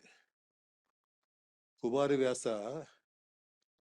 ಪ್ರತಿಯೊಂದು ಷಟ್ಪದಿಯಲ್ಲೂ ಹೊಸದೇ ತರ್ತದೆ, ಇದೆಲ್ಲ ಮಾಡ್ತದೆ. ನಾನು ಬೇರೆ ಕವಿಗಳನ್ನ ಅಲ್ಗಡಿತಾ ಇಲ್ಲ. ಏಕೆ ರಾಮಾನುಜನ್ ಬಹಳ ದೊಡ್ಡ ಕವಿ, ಆದ್ರೆ ಅವರ ಕಾವ್ಯದ ಮೂಲ ಧಾತು ಅದು ಸೂಕ್ಷ್ಮ ಆಯ್ತಾ ಹೋಯ್ತು, ಅದಿದ್ದು ರಿಫೈನ್ ಆಯ್ತು ಅರ್ಥ ಹೋಯ್ತು. ಯಾವ ರೀತಿ ಅಡಿಗರು ಮತ್ತು ನರಸಿಂಹಸ್ವಾಮಿಯವರು ಈ ಟ್ರಾನ್ಸ್ಫರ್ಮೇಶನ್ ಮೆಟಮಾರ್ಫಸಿಸ್ ಮಾಡಿದ್ರು, ಆ ಥರ ಯಾವ ನವ್ಯರಿಗೂ ಮಾಡಕ್ಕಾಗಲಿಲ್ಲ ಅಂತ ನನ್ನ ಅನುಭವ ಇದೆ. ಅಂದ್ರೆ ಕಡಿಮೆ ಅಂತ ಹೇಳ್ತಾ ಇಲ್ಲ, ಅದನ್ನ ಕಡೆಗಣಿಸ್ತಾ ಇಲ್ಲ, ಆದ್ರೆ ಇವರಲ್ಲಿರೋ ಈ ಗುಣ ಅವರಲ್ಲಿ ಇಲ್ಲ ಅಂತ ಮಾತ್ರ ಹೇಳ್ತಾ ಇದ್ದೆ ಅಷ್ಟೇ. ಅವರಿಂದ ಬೇಕಾಷ್ಟು ಕಳ್ತಿದ್ದೆ. ಭಾಷೆಯಲ್ಲಿ ಬೈಗಗಳನ್ನ ಕಾವ್ಯ ಭಾಷೆ ಹೆಚ್ಚಾಗಿ ಬಳಸ್ಬೇಕು, ಲಂಕೇಶ್ ಅಂತ ಕಲ್ತಿದ್ದೀನಿ ನಾನು ಉದಾಹರಣೆಗೆ.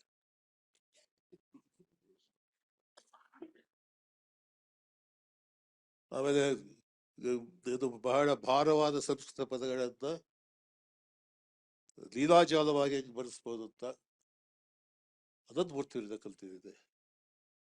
ಸವರೊಳಗೊಂದೊಂದು ನುಡಿಗನಿತ್ತು, ವಿದ್ಯೆಯ ಪರ್ವತವೇ ಆಗದಿದ್ರು ಕೂಡ ಒಂದು ಸಣ್ಣ ಗುಡ್ಡ ಆಗಿರುತ್ತೆ ಅದಷ್ಟೇ. ಇದರಿಂದ ಕಲ್ತಿದ್ದೀನಿ. ಆದರೆ ಇವರು ನನಗೆ ಬಹಳ ವಿಶೇಷ, ಗೋಪಾಲಕೃಷ್ಣ ಅಡಿಗರು. ಮತ್ತು ಪ್ರಶ್ನೆ ಬರುತ್ತೆ,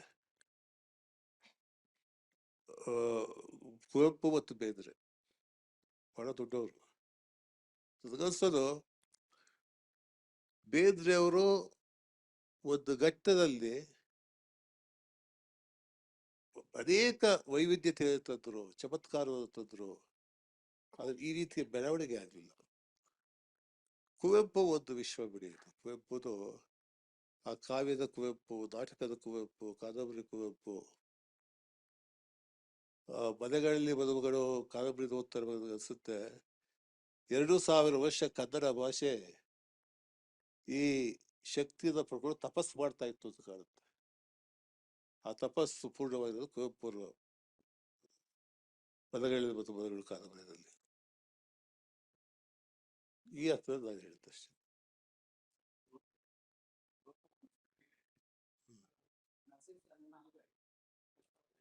ಸ್ವಲ್ಪ ಪರಸ್ಪರ ಹೊಟ್ಟೆ ಕಿಚ್ಚಿತ್ರಿ ಅವ್ರಿಗೆ. ಈ ಲಂಕೇಶ್ ನನ್ನ ಇದು ವೀರಶೈವ ಕವಿ ಅಂತ ಇದ್ರಂತ,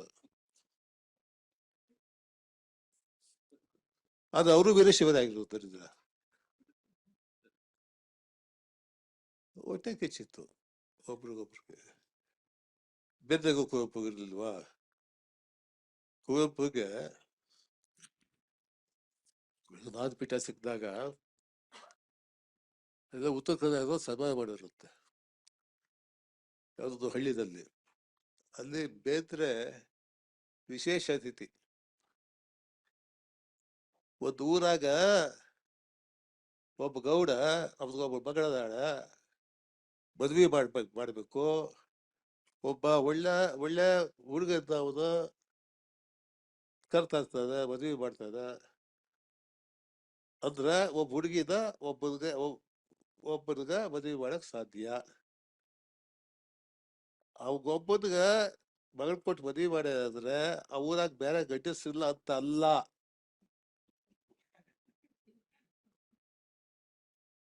ಕುವೆಂಪುಗೆ ಕೊಟ್ಟಾರ, ಸಂತೋಷ.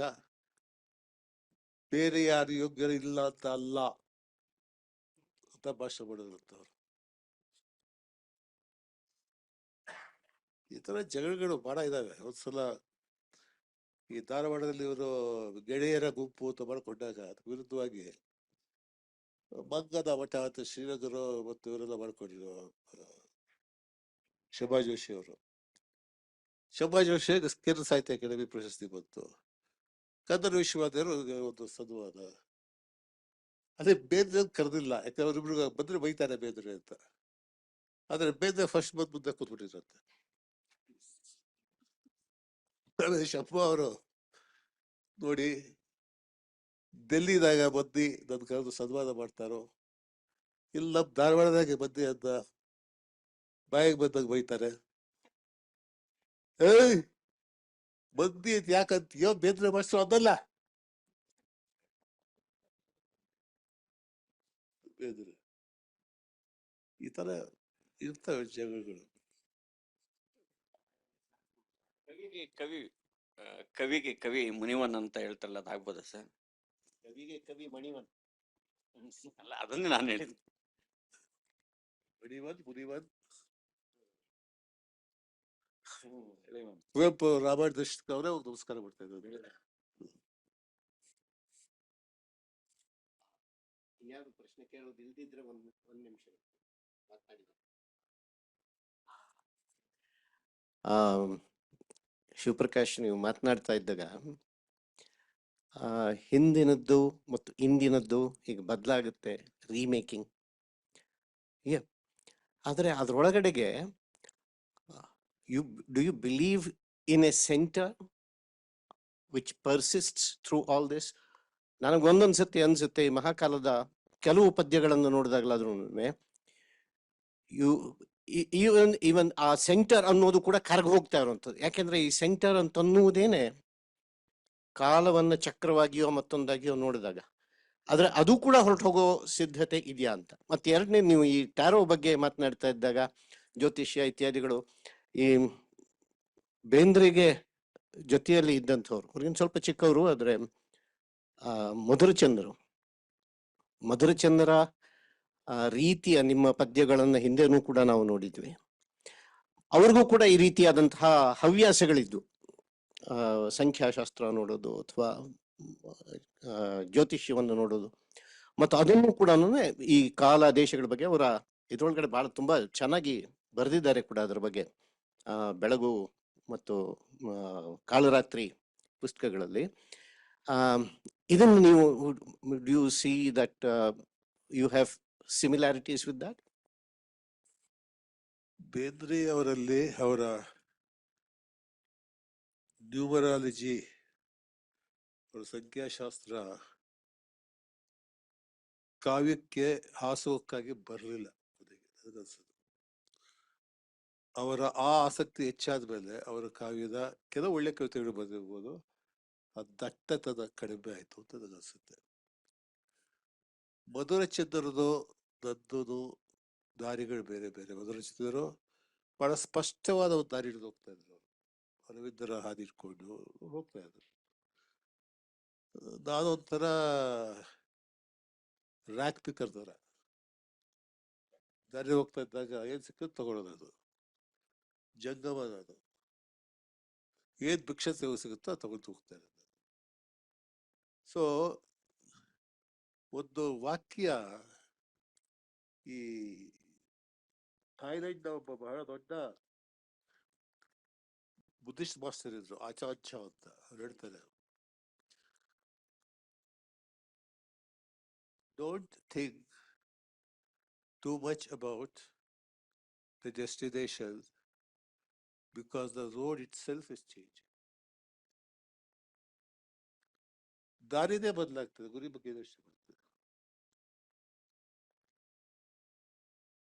ಇದು ಆ ಒಂದು ಕೋರ್ ಇದೆಯೋ ಇಲ್ಲವೋ ಗೊತ್ತಿಲ್ಲ. ಕತ್ತಲೆ ಎಂಬುದು ಇತ್ತಲೆಯ, ಗುಹೇಶ್ವರದೆಂಬುದು ಬತ್ತಲೆಯ. ಕತ್ತಲು ಅದೇ, ಬೆಳಕು ಅದೇ, ಒಂದರ ಮುಖ ಒಂದಾಗಿದೆ. ಅದೇನು ಹೇಳ ಗುಹೇಶ್ವರ? ಸೊ ಈ ಬೆಳಗು ಅದು ಅಂತಿಮ ಸತ್ಯ ಅನ್ನದಿದ್ರೆ ಏನಾದ್ರು, ಅಥವಾ ಆದಿಮ ಸತ್ಯ ಅಂದ್ರೆ ಈ ಬೆಳಗು ಈ ಬೆರಗೆ ಇರಬಹುದು ಅಂತ ಅನ್ಸುತ್ತೆ. ಸಿದ್ದರಾಜನಾಡ್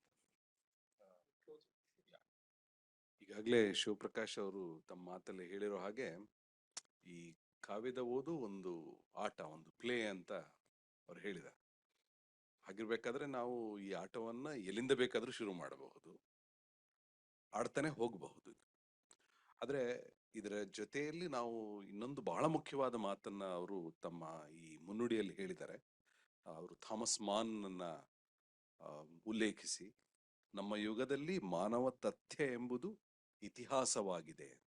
ಅಂದ್ರೆ ನಾವು ಒಂದು ಕಾಲ ದೇಶಗಳ ಚೌಕಟ್ಟುಗಳಿಗೆ ಒಂದು ಸಿಕ್ಕಿ ಹಾಕೊಂಡಿದೀವಿ.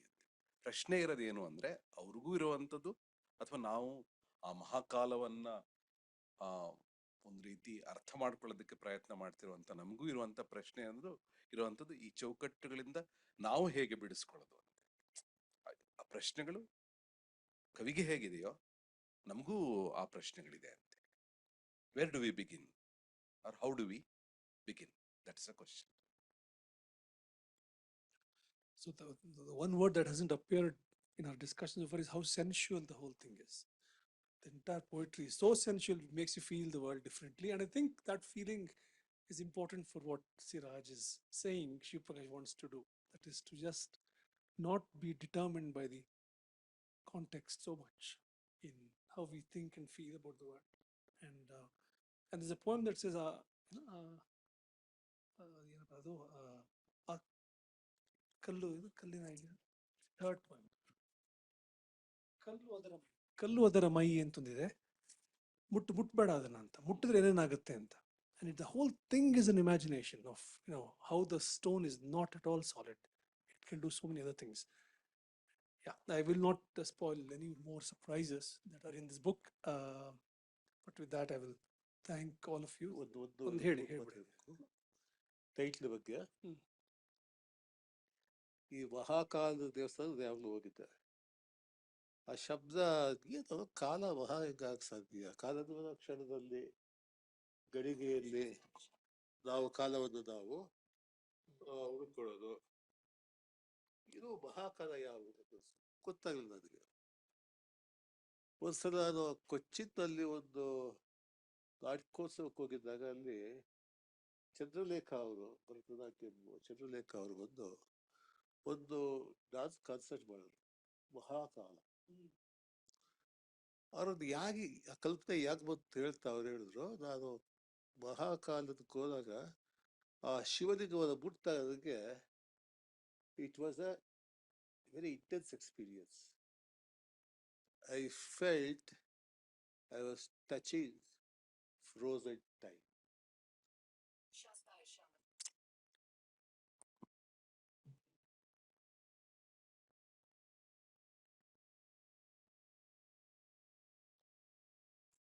ಟೈಮ್ ಫ್ಲೋಯಿಂಗು ಫ್ರೋಸನ್ ಹೆಂಗಾಯ್ತು ಅದನ್ನು ಕಾಡ್ತಾ ಇತ್ತು. ಆಮೇಲೆ ನಾನು ಈ ಒಂದು ವರ್ಷದಿಂದ ಮಹಾಕಾಲ ದೇವಸ್ಥಾನಕ್ಕೆ ಹೋದಾಗ ಬಹಳ, ಮತ್ತು ವಿಶೇಷವಾಗಿ ಕರೋನಾ ಇದು ಮಹಾಕಾಲಿಯರ ಒಂದು ವಿಶೇಷವಾದ ಸ್ಪರ್ಶ ಅನುಭವ ನಮಗಾಯ್ತು. ಸೊ ಅದಕ್ಕೋಸ್ಕರ ಇದಕ್ಕೆ ಮಹಾಕಾಲ ಅಂತ ಹೆಸರಿರುತ್ತೆ.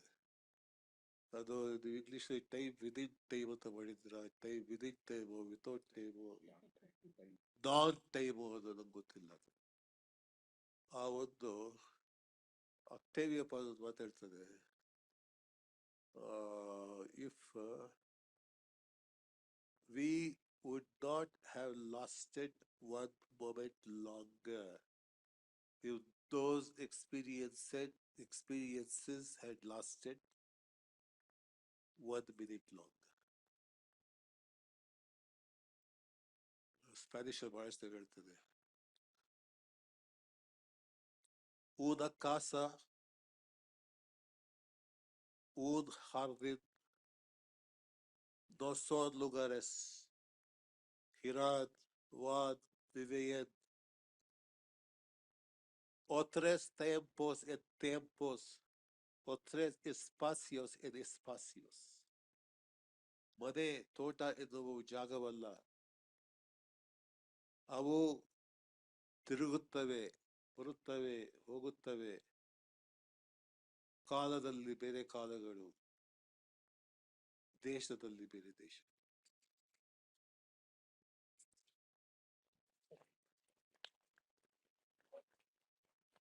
Thank you all for being with us with so much patience and interest. And thanks to all the panelists for the responses, to the poet being with us, and to BAC for making this happen.